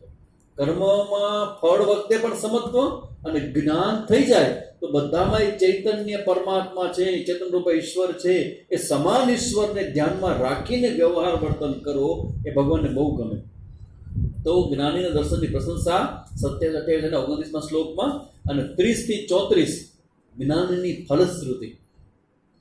જ્ઞાનીનું આવું જ્ઞાન હોય એની પ્રશંસા કરી, પણ આવા જ્ઞાનથી શું ફળ મળે એની ચર્ચા 30 થી લઈને 34માં શ્લોક સુધીમાં ભગવાને કરી છે. તો 13મા અધ્યાયનું આ રીતે એનાલિસિસ છે. આખું 13મો અધ્યાય 1 થી 34 સુધીના શ્લોકની અંદર આ ટોપિકમાં ભગવાને આ બધી વાતો કરી છે. હવે આપણે શ્લોક વાઇઝ જઈએ. શ્લોકમાં ભગવાન આ શું વાત થઈ છે જે સંદર્ભમાં આપણે બધું લખ્યું ને આપણે વિચાર્યું છે કે આપણે કમ્પેર કરતા જઈએ. 1 થી 4 શ્લોક શેના માટેના છે? ઇન્ટ્રોડક્શન, પરિચય માટેના. શ્રી ભગવાન વાચ, અર્જુન વાચ અમુક શ્લોકો છે ગીતાજીમાં, આપણે અહીંથી લઈશું. ભગવાન વાચ, ક્ષેત્ર કોને કહેવાય? ક્ષેત્રમ કોને કહેવાય? ઇદમ શરીરમ. ભગવાન અહીં શરૂ કરે, ઇદમ શરીરમ કૌંતેય, કુંતીના પુત્ર હે અર્જુન, ઇદમ શરીરમ. આ શરીરથી લઈ અને આખું જગત એ બધું શેમાં આવે? ક્ષેત્રમ વિત્ય વિધીયતે એતદ્યો વેતિ. આ શરીરને જે જાણનારો છે શેમાં આવે? ક્ષેત્ર કે ક્ષેત્રજ્ઞ? ક્ષેત્રજ્ઞ. ક્ષેત્રજ્ઞ જાણનારો છે. અને બીજું જે ક્ષેત્ર, આ બે સિવાયનો ત્રીજો કોઈ ટોપિક હોય તો તમે મને ભણાવી શકો છો, કહી શકો છો. એક જાણનારો અને બીજું જાણે છે, તે બે જ છે. આ જેના દ્વારા જણાય છે ને એ તો શરીર માટે જેના જણાય જરૂર પડે. આંખ જોઈએ, મન જોઈએ, પણ શરીર માટે, સૂક્ષ્મ શરીર માટે. પણ જે જ્ઞાતા છે, જે સાક્ષી, જે ચૈતન્ય છે, એને બીજું કંઈ જાણવું હોય ને તો એને સાધનની જરૂર ન પડે. બરાબર? તમારે કંઈ જાણવું હોય, હું તમને એમ કહું, જાણવા માટે કેટલું બધું જોઈએ. શું છે આ? ક્લિપ છે. કેવા કલરની છે? કાળા કલરની. કાળા કલરની ક્લિપ જાણવા માટે શું જાણવું? બહુ જાણવા પાસે આ પ્રકાશ, કલરનું જ્ઞાન, મન, આ બધું જોઈએ. આના જાણવા માટે, બરાબર ને? પણ તમે છો એ જાણવા માટે કઈ આંખ જોઈ? અંધારું થઈ જાય તમે ખબર પડે તમે છો કે હે? અંધારું ખબર પડી જાય? અંધારું થઈ જાય તો કોળીઓ ક્યાં જાય? મોઢામાં, બાજુ મોઢામાં ક્યાં જાય? પોતાના જ મોઢામાં જાય. તો ગમે તેવા તમે બુફે ડિનર પહોંચાવ, ડિનરમાં લાઈટ વહી જાય ત્યાં, અને કારણ કે બાજુની ડીશમાં જે સ્વીટ ડીશ હોય તમે રહી ગયા છો કે તમને તે કરે આ તો રહી ગઈ. કારણ કે મોટે ભાગે આવું થાય. લગ્નમાં હવે તો એવું થાય છે કે સગાઈમાં લગ્નમાં જાય બુફે જમવા માટે, इतनी सारी वानगी होती है आपको मालूम नहीं कि एक काउंटर छूट गया. એટલે તમે પેલા ડીશ લ્યો અને ડીશ બધું ભરી લ્યો, એટલે પછી તમને ખબર છે કે આટલી વાનગી છે, એ પ્રમાણે આખી ડીશ તમે ભરી લ્યો અને ભર્યા પછી જેવું ખાવ ને બાજુમાં ધ્યાન છે. અરે આ રસગુલ્લા ને બાજુ કપાળ, મારી કપાળ તે કીધું ને રસગુલ્લા છે, પણ મમ્મી મને ખબર નહીં રસગુલ્લા છે. તો રસગુલ્લા રહી ગયા. હવે ક્યાં રાખવા આમાં થાળીની અંદર? એમાં લાઈટ ગઈ, એટલે જયારે લાઈટ આવી ને ત્યારે બાજુમાં રસગુલ્લા ગુમ, લાઈટ નથી. તો રસગુલ્લા કે હવે એના પેટમાં કે આપણા પેટમાં બધું બ્રહ્મને જાય છે ને, લઈ ગયો કે ભાઈ અંધારું થાય તોય પણ તમારો હાથ તમારા મોઢામાં જ જાય. અંધારું થાય પણ તમે મને કહો કે અંધારામાં કાંઈ દેખાય? તો કે કાંઈ ન દેખાય. પણ કાંઈ ન દેખાય એવું જેને દેખાય છે એને કયા પ્રકાશથી દેખાય છે? અહીંયા તમારી બુદ્ધિ અટકી જાય કે જે આંખથી મને બધું દેખાય છે એ આંખ જ્યારે ન જોવે તો એવું જેને દેખાય છે એ કઈ આંખથી જોવે છે? જો જે આંખથી તમે જુઓ છો એ આંખ જોવે છે કે નહીં એવું જે જાણે છે એ કઈ આંખથી જાણે છે? અંદર કોઈ બીજી આંખ નથી. તમે અચ્છા એ ત્રીજી આંખ તમે કહેતા હો તો બધા કાન છે એ કાન સાંભળે છે અને સાંભળતા નથી. તો સાંભળે છે સાંભળ નથી એ આ કાન વિશેનું જે જ્ઞાન જેને થાય છે એને કેવી થાય છે? બધી જ ઇન્દ્રિયો પ્રકાશે છે પણ ઇન્દ્રિયો દ્વારા જગત પ્રકાશે છે. તમે આખું જગત છે ઇન્દ્રિયો દ્વારા ખબર પડે છે, પણ તમારી ઇન્દ્રિયો કામ કરે છે કે નહીં એનું જ્ઞાન જેને થાય એને કોઈ સાધનની જરૂર નથી. એટલે કોણ છે? ક્ષેત્રજ્ઞ. એટલે ભગવાને ઇન્ટ્રોડ્યુસ કર ટોપિકને. ના ટોપિક ઉપર દિવસોના દિવસો સુધી ચિંતન થાય એવો ટોપિક છે. અને પછી તત્ક્ષેત્રમ યચ્ચ યાદ્રક્ચ યદ વિકાર યતશ્ચ યદ, જે મેં બધી વાત કરી કે જળ જેને કહેવાય, જેમાં વિકાર છે એ બધી જ વાત છે એ અહીંયા તમને જો આ જે મેં જે બધા મુદ્દા કીધા ને કે જેનો અનુભવ થાય, પછી એટલે યદ પ્રભાવશ્ચ આ બધાનો જેનો અનુભવ થાય, જે વિકારી છે, જે સગુણ સ્વરૂપ છે, જે સતત બદલે છે, એ બધી ચર્ચા ભગવાન અહીંયા બીજા ને ત્રીજા શ્લોકમાં કરે છે. અને ચોથા શ્લોકમાં પણ કહે છે કે ઋષિઓ દ્વારા બહુ ઘણા બધા પ્રકારથી કહેવામાં આવેલું છે અને વિવિધ મંત્રો દ્વારા પણ વિભાગપૂર્વક કહેવામાં આવ્યું છે. તે એનો મતલબ એમ કે વેદમાં જે કંઈ કહેવામાં આવ્યું છે એ બધું એનું એસન્સ રૂપે અધ્યાયમાં કહેવાનું છે. બ્રહ્મસૂત્ર પદૈ એવમ ગીતમ, બ્રહ્મસૂત્રમાં જે કીધું એ હવે આ 13મા અધ્યાયમાં તમે ભણો છો. એટલે 13મો અધ્યાય ભણી લીધો એટલે બ્રહ્મસૂત્ર ભણી લીધું. હવે કોઈ કહેવાનું નથી કે અમને બ્રહ્મસૂત્ર ભણ્યા નથી.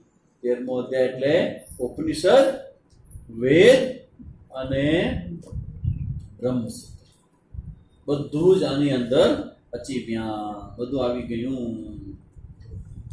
આ ભાઈ જેવું જીવ્યો બરાબર. હવે આપણે પછી 5મો શ્લોક છે. હવે ઈ શેના માટે છે? 5મો શ્લોક અને 6થો ક્ષેત્રમ.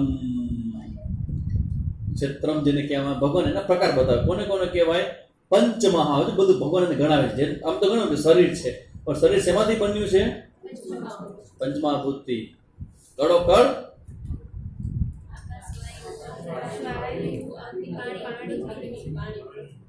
આકાશ, વાયુ, અગ્નિ, પાણી અને પૃથ્વી, પંચમહાભૂત. અને પાછા અલગ અલગ નહીં, બધાની ખીચડી, બધાનું ઊંધિયું, બધું ભેગું થઈને પંચમહાભૂત બને. પછી અહંકાર, પછી બુદ્ધિ, આ બધું શેમાં આવે? ક્ષેત્રમ. જો એવું સરસ બધા બતાવે છે કે તમે જો આ સમજો ને તો આ જ સમયે તમારી અંદર આમ થશે. આમ આજે ભેગા છે ને એ આમ થશે. જેટલો આમ થશે ડિસ્ટન્સ વધે એટલી જ્ઞાન નિષ્ઠા તમારી વધારે.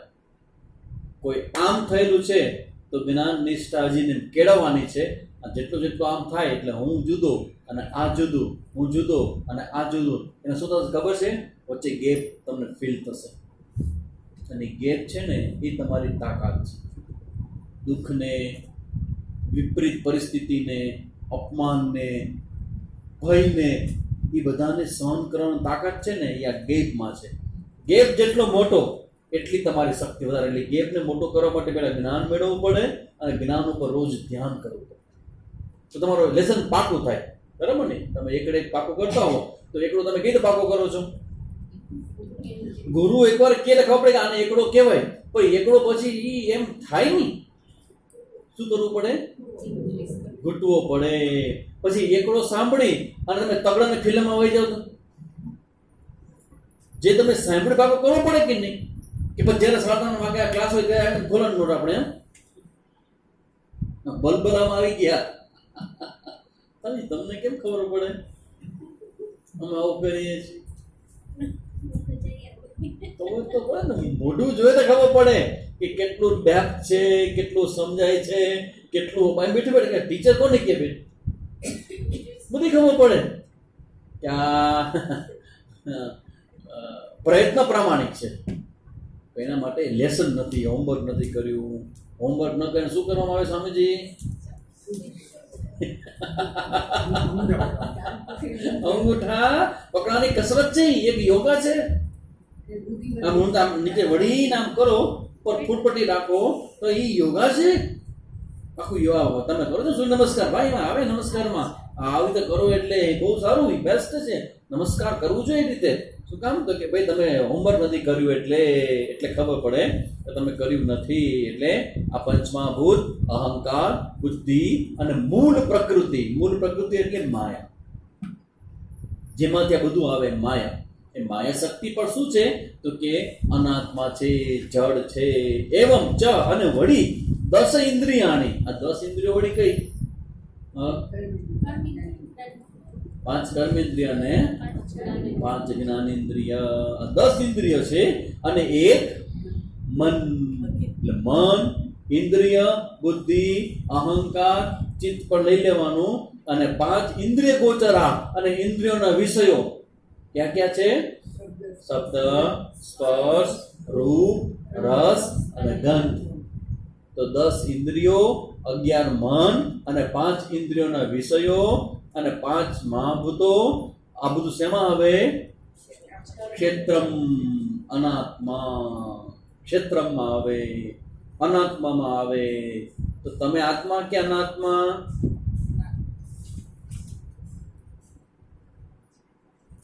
તમે શું છો? આત્મા. તો આ બધું શેમાં આવે? તો તમે જ્યારે વ્યવહાર કરો છો, જીવન જીવો છો, તો શું માનીને જીવો છો? અનાત્માને આત્મા માનીને જીવો છો કે નહીં? એને શું કહેવાય? ભૂલ. એને શું કહેવાય? ભૂલ. ભૂલ થાય તો શું કરાય? ભૂલ થાય કરેક્શન. ભૂલ થાય શું કરે? કરેક્શન. ઓ ભૂલ છે, છોડ બધી કરેક્શન કરી લ્યો તો વાત પૂરી કે નહીં? ભૂલ થાય અને કરેક્શન કરી લ્યો, વાત થઈ ગઈ પૂરી. ઓકે, ભૂલ છે, મિસ્ટેક છે. Okay, mistake. મિસ્ટેક એટલે શું? ટેક એટલે લેવું, સમજવું, અને મિસ એટલે ભૂલી જવું, ખોટું કરવું, ભૂલ કરવી. તો ભૂલ કરવી એ બહુ સ્વાભાવિક છે. કઈ ભૂલ થાય છે? શરીર સાથે, મન સાથે, બુદ્ધિ સાથે, એમાં હું પણ થઈ જાય એ ભૂલ છે. જો તમે એમ કહેતા કે હું આત્મા છું, તમે મને કહો કે જેને આ શરીર છે એ શરીર પડી જાય તો આત્મા રે કે વયો જાય? રે. આત્મા છે એ રે. શું કામ? ત્યારે એનું મૃત્યુ થતું નથી. શરીર ફિનિશ થઈ જાય. પંચમહાભૂત છે એ પંચમહાભૂતમાં વિલીન થઈ જાય. તો મહત્વનું શું છે? શરીર મહત્વનું છે કે આત્મા? આત્મા. વ્યવહાર માટે શરીર જોઈએ. તમારે કોઈને વાત કરવી હોય તો એને શરીર હોવું જોઈએ કે નહીં? એને શરીર ન હોય તો યુ કેન નોટ ટોક. વાત ન કરી શકો. તો શરીર શું છે? સાધન છે. વ્યવહાર કરવાનું સાધન છે, કર્મ કરવાનું સાધન છે. તો તમારું શરીર તમારી પાસે કેટલો સમય રહેવાનું છે?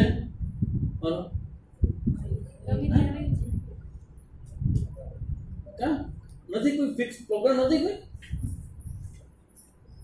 આ ખબર છે કે પ્રોગ્રામ ફિક્સ નથી? અને ધારો કે આજે રાતના 8 વાગે 7 વાગે નથી કહો મારો ક્લાસ બગડે, 8 વાગે ધારો કે તમારું જવાનું હોય તો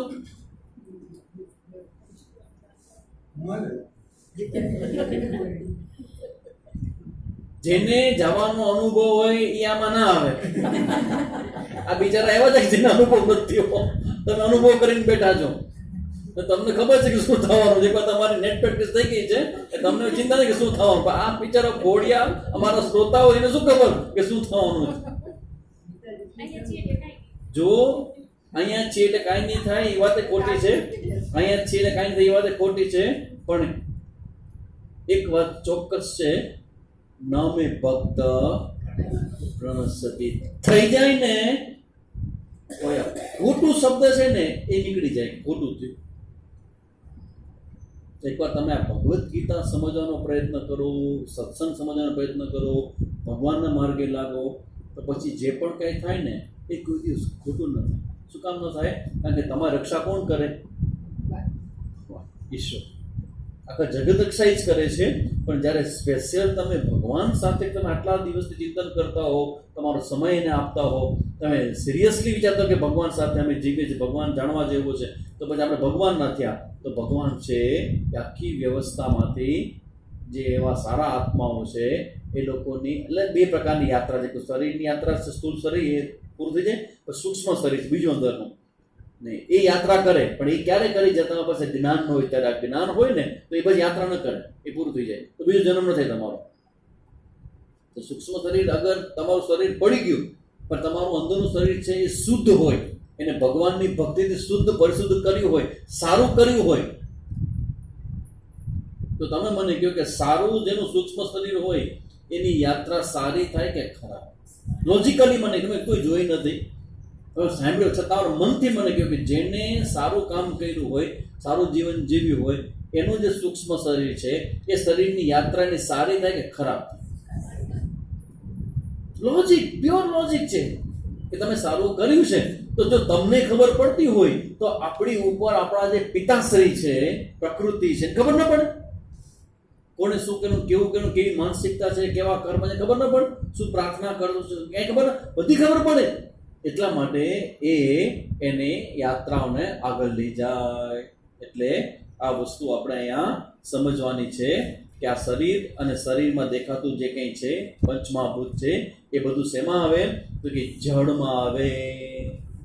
મૃત્યુ થાય તો પણ તમારું મૃત્યુ થતું નથી. સારા સમાચાર છે કે ખરાબ? એક આશા હતી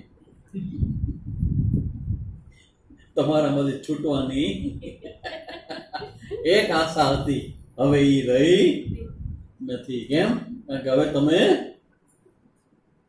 અમર છો, મરવાના નથી. તો કે છે આ બધું જે છે બહાર દેખાતું શરીર છે એ બધું શેમાં આવે? ક્ષેત્રમાં આવે. આ બધી ચર્ચાઓ તો તમે સામાજિક કરો છો, બરાબર છે કે બધું પંચમહાભૂત છે ને પછી અહંકાર ને બધી વાત સાચી. પછી એમ એક શબ્દ આવ્યો છે કે મન. તમે જોજો, મન શબ્દ આવ્યો છે. મન છે એ ચેતન કહેવાય કે જળ કહેવાય? અત્યારે આપણે ચેતન માનીએ છીએ ને, પણ મન ચેતન નથી, મન પણ જળ છે. કેમ? કારણ કે મનનું પણ જ્ઞાન થાય છે, મન પણ દ્રશ્ય છે. તમારું જે મન છે ને એ પણ તમે નથી, તમારું સાધન છે. આ જ્યારે સમજાશે ને ત્યારે જેમ સાંજના 7 વાગે મીઠો પવન નીકળે, કેવો મીઠો લાગે આપણને, ઠંડો પવન આવી ગરમીમાં, એક્ઝેક્ટલી એવું છે. ઓ, આ મન મારું સાધન છે પણ હું મન નથી.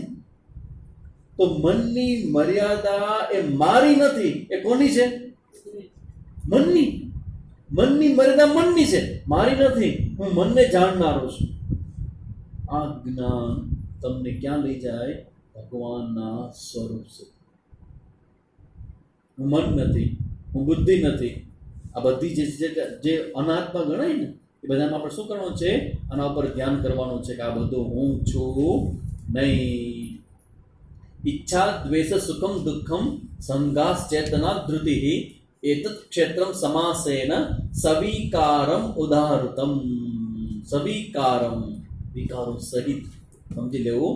જેમાં વિકાર થાય એને જાણનારો છે એ નિર્વિકારી હોય. વિકારોને જાણનારો કેવો હોય? નિર્વિકારી હોય. તો વિકાર ક્યાં થાય? શરીરમાં થાય. વિકાર ક્યાં આવે? વિચારોમાં આવે, મનમાં આવે. તો મનને, શરીરને જાણનારો છે એ વિકારી કે નિર્વિકારી? જે દિવસ આ ખબર પડશે ને ત્યારે તમારા મનમાં રહેલું જે ગિલ્ટ છે ને એ વયો જશે. આ સત્ય છે, ઇટ્સ ફેક્ટ. આમાં એવું કહે કે તમારે નવું કરવાનું છે, નવું કાંઈ નથી. જે છે આ છે કે તમને ખબર નહોતી એટલે તમે એક થઈને જોતા હતા. હવે ખબર પડી તો એ જ મિનિટે મુક્ત. એટલે મન નથી, બુદ્ધિ નથી, ચિત્ત નથી, આ બધું હું નથી. હવે આ બધું પ્રશ્ન કર્યો, હવે ભગવાન જ્ઞાન વિશે કહેવા જાય છે. જે પ્રશ્ન કર્યો હતો ને આપણે, જ્ઞાનમ, તમને ખબર હોય તો 3 ટોપિક જોયા આપણે: આત્મા, અનાત્મા અને જ્ઞાન. આત્મામાં 3 જોયા. ક્યાં ક્યાં જોયા? ક્ષેત્રજ્ઞ, પુરુષ, જ્ઞેયમ. એ આત્મામાં આવે. પછી અનાત્મામાં શું આવે? ક્ષેત્રમ અને પ્રકૃતિ. અને છેલ્લું રહ્યું જ્ઞાનમ. 1, 2 ને 3. તો જ્ઞાન શબ્દ છે. જ્ઞાનમ કોને કહેવાય? તેના માટેની ચર્ચા છે એ હવે પછીની ખૂબ સુંદર મજાની ચર્ચા છે. તેમાં 20 પ્રકારના મૂલ્યોની ચર્ચા છે. Value base education is our aim. તમારું જે અધ્યયન કરાવીએ છીએ શેના માટે છે? વેલ્યુઝ. મૂલ્ય જીવનમાં પ્રગટ થાય એના. તો હવે મૂલ્ય શેના માટે? તો જુઓ ભાઈ, આ જે મૂલ્યની ચર્ચા આપણે કરશું ને એ એવા છે કે જેને આપણે મૂલ્ય આપણા જીવનમાં લાવવાના છે. પણ હું તમને 1 કહીશ, 2 કહીશ, 3 કહીશ, 4 કહીશ, 5 કહીશ, એમ કહેતા એક મૂલ્ય તમને એવું કહીશ કે એ એક મૂલ્ય આવશે ને તો બાકીના બીજા 19 ખેંચાઈ આવશે. એક માસ્ટર કી આપીશું, એક વેલ્યુ, 1 1 એક વેલ્યુ. સબકા માલિક જેમ એક, એમ એક વેલ્યુ એવી છે કે એ જો તમે લાવ્યું તમારા જીવનમાં, બાકીની બધી વેલ્યુ એની મેળે આવી જશે. અને બીજું તમને કહું, જો આ જે બધી વેલ્યુ છે ને, તો નવું તમને કહું, આ તમે કોઈ જાણ્યું નથી, ક્યારે સાંભળ્યું નથી, ફર્સ્ટ ટાઈમ તમે સાંભળો છો. આ જે બધી વેલ્યુ છે ને એ બધી વેલ્યુ ક્રિએટ કરવાની છે. સાવ ખોટી વાત. આ બધી વેલ્યુ મેળવવાની છે. સાવ ખોટી વાત. વેલ્યુ ઓલરેડી તમારા અને મારા હૃદયમાં છે, ઓલરેડી છે. પણ કેવી છે? ઢંકાયેલી છે. જેમ કે કરુણા છે, કમ્પેશન. જરાક તો દયાનો છાંટો રાખ, દયા જેવું કઈ છે જ નહીં, ઉતળી જ લેવું છે કે ધંધામાં કે જરાક તો થોડુંક તો બાકી રાખ, સાવ દબેડી દે ખોટું. આપણે કહ્યું કે દયા તો રાખ, તારામાં દયા નથી. દયા છે પણ કેવી છે? અપ્રગટ છે. જો એ પ્રગટ થઈ જાય તો દયાનો અનુભવ થાય તમને. એટલે આ નવા કોઈ વેલ્યુ બહારથી આવે એવું નથી. ઓલરેડી તમારા હૃદયમાં બધી જ મૂલ્ય છે. એ મૂલ્યને તમે શું કહો છે? એને પ્રગટ કરવું, એનું નામ સાધના. અપ્રગટ રહેલા મૂલ્યને હૃદયમાં પ્રગટ કરવું એનું નામ છે સાધના. સાધના એટલે શું? કે આ બધા મૂલ્ય તમારા હૃદયમાં પ્રગટ થાય. ઘટઘટમાં એ ભગવાન તો વસે છે, પણ બલિયારી ક્યાં ઘટની? જાગટ પરગટ. બલિયારી ઉસ ઘટ કી જાગટ પરગટ હોય. તમે જેને મસ્તક નમાવો છો ને એનામાં જે વેલ્યુ છે ને એ વેલ્યુ તમારામાં પણ છે, પણ તમે પ્રેક્ટિસ દ્વારા, અભ્યાસ દ્વારા એને તમે ક્રિએટ કરી નથી. You have to create. કારણ કે તમે આ વેલ્યુ છે ને એટલે એ તમારું life is meaning is successful life. જગતમાં તમારે સક્સેસ મેળવવા માટે કેટલી બધી ટર્મ્સ ને કન્ડિશન છે ને આ તો તમારી અંદર છે ને. આ તમારું જેનું પ્રગટ થાય ને, જ્યાં હોય ને ત્યાં તમે સક્સેસ, તમારું જીવન પૂર્ણ થાય. કારણ કે આ વેલ્યુ હશે ને તો એ જ્ઞાન છે ને એ જ્ઞાન એમાં બેસશે. આ વેલ્યુ કોના માટે છે? તો કે તમે પોસ્ટ ઓફિસમાં જઈને તમારા ભાઈબંધને જ્ઞાન આપો ને એને આ વેલ્યુ જરૂર નથી. પણ એ તમારા જીવનમાં કોઈ ઘટના ઘટે અને તમે પહાડની જેમ ઊભા, ચટ્ટાનની જેમ ઊભા રહ્યો, ગમે તે થાય કોઈ ભયભીત નહીં થાવ, ડરીશ નહીં, અટકીશ નહીં, અને મારા જીવનને ફરી હું પાછું ઊભું કરીશ. વાત કરી ને મેં વોટ એન્ડ સો વોટની, that is called value. What and so what. કોઈક વ્યક્તિનું બધું વયું ગયું અને મેસેજ મળ્યા કે તમારું બધું વયું ગયું. વોટ? બધું ગયું, તમારો ધંધો આખો, બધું તમારો બધા પૈસાનો વાણ હતું તું, એનું પૈસા સંપત્તિ જે કમાણા હતા એના પત્નીને બાળકોને બધાવતો હતો વાણની અંદર. અને આ ભાઈ છે અમેરિકાથી ભારતમાં આવીને રોકાણા હોટલમાં. રાતના 2 વાગે SOS મેસેજ આવ્યો કે ભાઈ અમને મેસેજ આવ્યો છે કે મોટું તોફાન આવ્યું હતું આ દરિયામાં, અને આખા દરિયામાં જે વહાણ આવતા હતા 7 વહાણ આ ભાઈના, બધું જ એમાં હતું, પાણીમાં સમાય. એટલે નોકર મેસેજ આવ્યો રાતના 2 વાગે, sir everything is gone. What? તમને કોઈક આવા સમાચાર આપે કે તમારું બધું વહી ગયું, તમે શું રિસ્પોન્સ આપો? શું એટલે કે શું ખરેખર ગયું? એટલે નોકર કે હા sir, yes sir, everything is gone. બીજી ક્ષણે એ વ્યક્તિ બોલ્યો સો વોટ? તો શું થયું? અરે સર, તમારી બધી સંપત્તિ ગઈ. વોટ? So what? પત્ની બાળકો બધા જ ગયા. વોટ? So what? પછી ઓલા નોકરી તમે આવું કાં કયો? તમે વોટ કે સમજે કે તમે આશે તમે સો વોટ શું કામ કહો છો? કે ભાઈ તને ખબર છે જ્યારે મારી માના ગર્ભમાંથી આવ્યું ત્યારે શું હતું મારી સાથે? શું હતું? શરીર ઉપર કપડાં નતા, ડ્રેસ વગર ભગવાને મોકલ્યો મને. ને કપડાં ન હોય, કિશોર પૈસા ક્યાં હોય? ના પૈસા, ના કપડા, અને ભાઈ બહેન, પતિ પત્ની, બાળકો કાંઈ નહીં. માતાના ગર્ભમાંથી આવ્યો ત્યારે હું એકલો આવ્યો હતો, અને અહીંથી મેં બધું ભેગું કર્યું, અને આ અહીંથી જે ભેગું કર્યું એ બધું હતું કોનું? ભગવાનનું હતું. તો ભગવાનનું હતું ને ભગવાન લઈ લીધું, તો ફરી હું પ્રયત્ન કરીશ, ફરી હું મેળવીશ, ફરી હું ઊભો થઈશ. So what? That is called value. અને એ વેલ્યુ બહારથી નથી આવતી, ક્યારે ના આવે? Coming from inside. જેટલું જ્ઞાન વધે ને એટલી તમારી આ વેલ્યુ, જ્ઞાન એટલે અન્ડરસ્ટેન્ડિંગ, સમજે કે ઓહો. ધ્યાન રાખજો, આ વેલ્યુની બાબતમાં અમારા મહાત્માઓની દુનિયામાં પણ બહુ કાચું હોય છે બધું. તમારા સ્વામીજી બહુ કહેતા, તમે બધી વાતો બધી કરો ઉપનિષદની બધી, don't miss this part of this Bhagavad Gita. Bhagavad ગીતાના આ પાર્ટ બધી તમે તમારા માઇન્ડથી આગું ન કરજો. અને જેટલી વેલ્યુ કીધી છે ને એ વેલ્યુ એ તમારા જીવનમાં પ્રગટ થાય ને એ ખબર પડે કે તમને જ્ઞાન કેટલું પચ્યું છે, ડાયજેસ્ટ કેટલું થયું છે. This is the values. અને પછી અમે પૂછ્યું કે સામે આવડી બધી વેલ્યુ, આ તો બધી આ તો અમે ઘઘા જેવું લાગે. તમે ધારો કે અમુક પ્રકારના કપડાં પહેરે, તમારું શરીર બહુ નાનું હોય તો કેવું ઘઘો લાગે. એક વેલ્યુ ઘઘા જેવી લાગે કે આ વેલ્યુ, તો કે ના આમાં નહીં મેળ. અને પછી તો કે ના આઈ નથી, આ તો કે ના આઈ નથી, આ 19 વખત ના કરો. પછી ગુરુજીના પકડ હવે ગુરુજી તમે કહો કે શું કરું, આમાંથી કાંઈ નથી. પછી સ્વામીજી અમને કીધું કે કાંઈ ન હોય ને, આ એક વેલ્યુ પકડો, બાકીની બધી ધીમે કરીને આવી જશે. હવે આપણે જોઈએ કે આ 20 વેલ્યુ છે એ કઈ છે જેને આપણા જીવનમાં લાવવાની છે. આનો અનુભવ શું થશે? આ વેલ્યુ છે ને એ જ્ઞાન તમારા જીવનમાં હંમેશા તમારી સાથે રહેશે ને એના માટેના આ વેલ્યુ એટલે શું? પૈસા વગર તમને વસ્તુ ન મળે.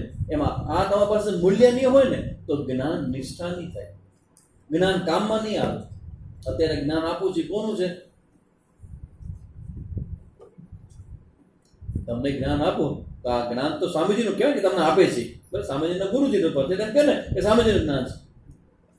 તો તમારું જ્ઞાન કેવી થઈ જાય? તમે તમારું થઈ જાય કેવી ઉતરે છે એમાં? એમ કેવી પ્રયત્ન કરશો? પ્રયત્ન ઉતરવાનો એટલે એકદમ સવારના 60 સૂર્ય નમસ્કાર કરો 60. દોરડા કૂદવા ઘણા કહે છે કે શરીર ઉતરી જાય ગુલાબભાઈ. દોડા હે કેવાય છે કે દોરડા કૂદીએ એટલે શરીર ઉતરી જાય. દોરડા કૂદો, સૂર્ય નમસ્કાર કરો, સવારે પોરમાં રોજ 1 લાખ રૂપિયા દાન કરો. સ્વામીજી આ બધું કરી એટલે જ્ઞાન નિષ્ઠા થાય? તો કે ના, જ્ઞાન નિષ્ઠા ના થયો ભાઈ, જ્ઞાન નિષ્ઠા ન થાય. એના માટે આ વેલ્યુ છે, મૂલ્ય છે. આ મૂલ્યને ખૂબ મહત્વ આપી અને મૂલ્યને ધ્યાનમાં રાખી અને આપણે આપણા જીવનને જીવવું છે. સૌથી પહેલું, હવે તમે જોજો એક પછી એક વેલ્યુ છે. સૌથી પહેલી વેલ્યુ છે 7મા શ્લોકમાં, અમાનિત્વમ. ચલો કોણ જવાબ આપશે? અમાનિત્વમ એટલે શું?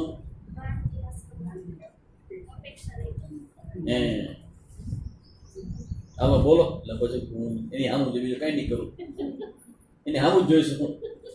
કારણ કે ઘણી ઘટનાઓનો, તમારી સાથે બનેલી ઘટનાઓનો હું પરમ સાક્ષી છું.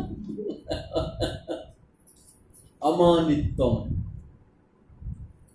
માન માંગવાની વૃત્તિમાંથી મુક્તિ.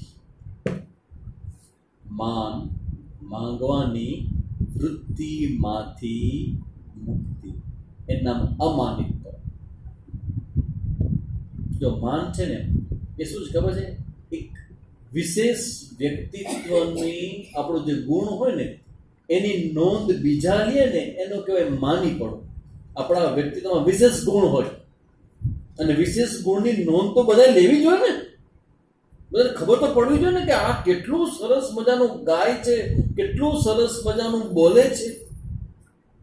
ધ્યાન તો દેવું જોઈએ, કે વિશેષતા તો લેવી જોઈએ ને. તમારે વિશેષતા હોય ને તમે કોઈ ધ્યાનમાં તો કેવું લાગે?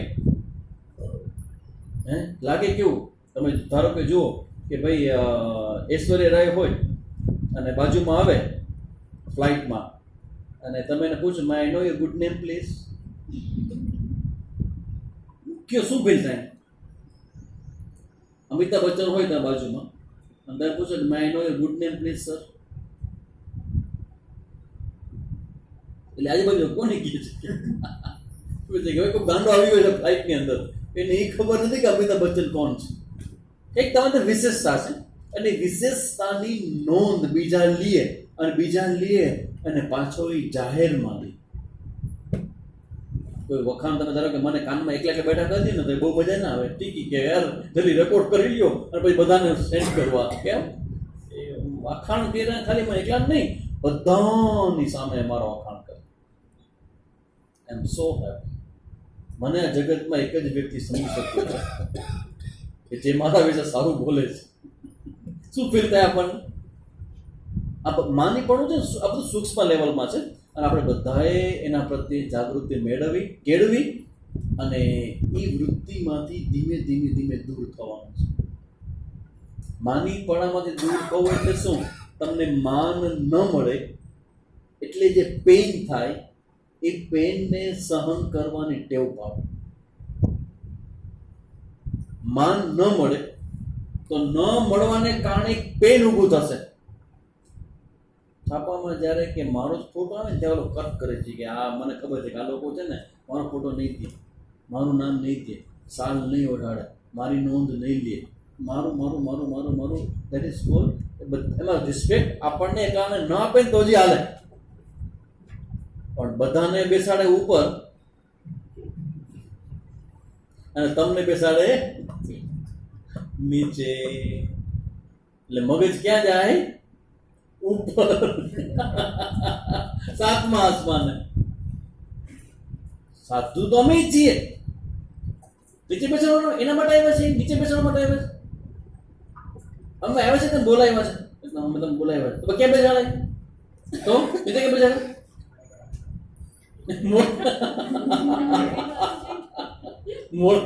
મોડા આવ્યા એટલે વેલા આવ્યા તો ઉપર બેસાડો, લેટ હો ગયા નીચે. એમાં શું કઈ વાંધો નહીં. ઉપર બેઠા કે નીચે બેઠા ને દેટ્સ ઓલ. પણ બેઠા તો માઇક ના આપ્યું બોલવા માટે. સાધુ બને માઇક તો દેવું જોઈએ કે નહીં? સાલ તમે જુઓ, મને કેવી આપે છે, આને કેવી આપી સાલ. તમે બેન જો આ સાલની ક્વોલિટી જોવો કે અમે બે સાધુઓ છે, મને આવી સાલ એક્ઝામ્પલ છે. કારણ કે અમે અમારા સાધુની વાત કે તમે સમજી જાઓ કે તમારે સમજવાનું છે. ખાસ વારે આવું થાય, સારું કામ કરો, નોંધ ન લેવાય. બધાને ગમતું હોય નોંધ લેવાય, પણ ન લેવાય તો જો જીવન કેટલું સરળ બનાવી શકીએ ને એ તમને કહું છું. કેવી રીતે ને ક્યારે બનશે એની ચિંતા ન કરજો, પણ આને સરળ જીવન કહેવાય કે બધું જ કરીએ, એની જરાય નોંધ ન લેવાય, છતાં અંદરથી કોઈ જ મિસિંગ ન થાય. સમજી લેવું કે તમે બહુ મોટી સિદ્ધિ મેળવી છે. કે ઘડો અવાજ ન કરે ને એ બહુ મોટી ઘટના છે. પેલા બ્રહ્મચારીને યાદ રાખવા, 12 વર્ષ 13 વર્ષ સેવા કરી.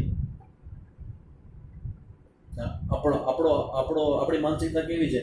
કાંઈ પણ કહે ને શું કામ આપણે કરી, બીજો નથી હે બેન, બીજો નથી કરવાવાળો, આપણે શું કામ કરી? તો સમજી લેવું, હું આ જોઉં ને એટલે મને એવું લાગે કે વરસાદ વરસે છે અને આ બેન કે આ ભાઈ છે એ છત્રીને ઊભા છે, અમે પલળી ન જાય. ઓકે, આવતા જન્મમાં, એના પછી જન્મમાં. કારણ કે વેલ્યુ સમજાણી નથી. આ કામ કરવાથી, આ સેવા કરવાથી, આ કરવાથી શું મળશે એની વેલ્યુ નથી. એટલે પેલો પ્રશ્ન છે કે બીજો કેમ, આપણે શું કામ કરીએ, બીજો કેમ ન કરીએ? અને કરીએ તો ખ્યાલ છે કર્યું છે, આપણે કર્યું છે ખબર છે ને, એટલે એમાંથી પણ બદલો. નિષ્કામતામાં આવું કાંઈ ના,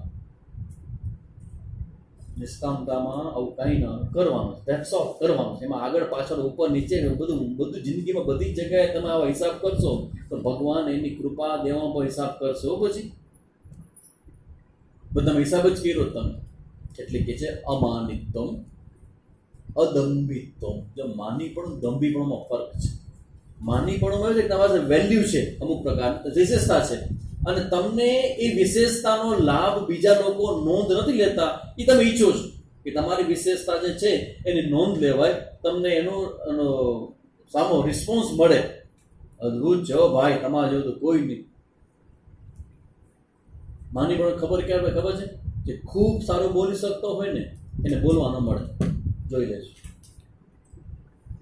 સારામાં સારું જે ગાતું હોય ને અને થોડુંક નબળું ગાતું હોય ને ઓલાને ગાવા મળશે ને એટલે ઘણી ઉપર જે થશે કે એક ચાન્સ મને આપો એટલે હું ભૂક્કો કાઢી નાખો ને ખબર પડે કેમ ગવાય. દેખાય શ્રેષ્ઠ આપણે જે કરતા હશું ને, જે આપણે કરી શકીએ છીએ એવું બીજું કોઈક કરે જેનાથી આપણે સારું કરી શકીએ છીએ અને આપણે ચાન્સ ન મળે તો એનું દુઃખ થાય. ભગવાન કે આ ગુણ આવું જ જીવનમાં કે માન મેળવવું એના કરતા બેસ્ટ છે માન દેવું. આ ચેન્જ કરો. પોતે રહે અમાની અને બીજાને માન આપે. તુલસીદાસ એના રામાયણમાં આ કોઈ જગ્યાએ ચોપાઈમાં કહે છે, वो खुद रहे अमानी, सो क्या है वो?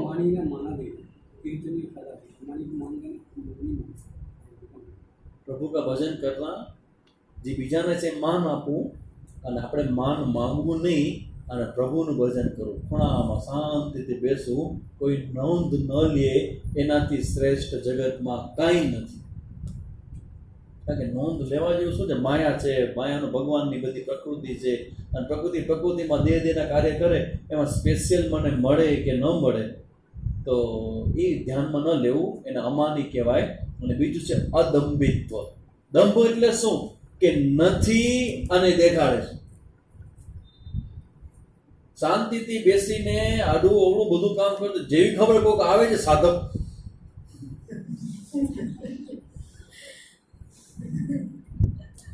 કેમ? ધેટ ઇઝ કોલ્ડ દંભિત્વ. દંભિત્વ એટલે છે નહીં પણ બતાવવું છે.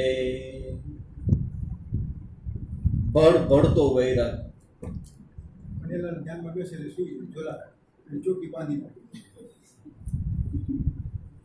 ભળતો વૈરાગ્ય. ભળતો વૈરાગ. દંભનો મતલબ એવો છે કે આપણી અંદર જે વસ્તુ નથી એ આપણે બતાવીએ અને એ પાછું બતાવીને સામેનો માણસ વખાણ કરે ત્યાં સુધી. કારણ કે આમાં જો ઘણી વખત ધ્યાન ખેંચવાનું મન બહુ થાય માણસોને. આમ તો એક્ઝામ્પલ તમે તમારા ઉપર ન લેજો, કે સોનાની વસ્તુ જો કોઈ બેન પહેરે એ એટલા બધા કોન્શિયસ હોય કે જ્યાં સુધી બીજો વ્યક્તિ એના ધ્યાનમાં ન લે ત્યાં સુધી મરણીય પ્રયાસ કરી લે કે કેમે કરીને એનું ધ્યાન જાય. આ માનિત્વ અને દંભિત્વ એ પે એટેન્શનની ક્રિયા છે. ધ્યાન મારા તરફ દે. એ ભાઈ ઓલી લાઈટ કરો, લાઈટ હું અહીંયા જોઈ, એ ભાઈ લાઈટ કરો તો તમે ક્યાં છો, આમ જાઓ તો જરા, તમે બધા અહીં બેસી જાઓ, ચલો. પછી 3-4 સ્ટેટમેન્ટ કર્યા પછી પૂછે ને કે વાહ જમનાબેન આ વીટી, હા એ વીટી કાલે જ બનાવીને આજે મેં પહેરી છું. અસલ તમે સરસ મજાના આવા અલંકાર પહેરો અને કોઈ વખાણ ન કરે તો રાતના આવીને બેનને 2 વખત ઊંઘ ના આવે કે બધા પૈસા ગયા પાણી. કોઈએ પૂછ્યું નહીં કે આ શેઠ કેટલા લીધો તો કોણે કારણ કે ધ્યાન ખેંચવાની વૃત્તિ. ભગવાન કહે છે અધ્યાત્મના સાધકની અંદર જ્ઞાનમાં નિષ્ઠા મેળવવા માટે આ વૃત્તિને આપણે પ્રશ્ન રૂપે લઈ અને કેવી રીતે મુક્ત થઈએ એના માટે પ્રયત્નબદ્ધ થવું. પછી આગળ અહિંસા, શાંતિ, આર્જવમ છે એ આપણે 5:40 પાછા મળશું અને આગળ જોશું.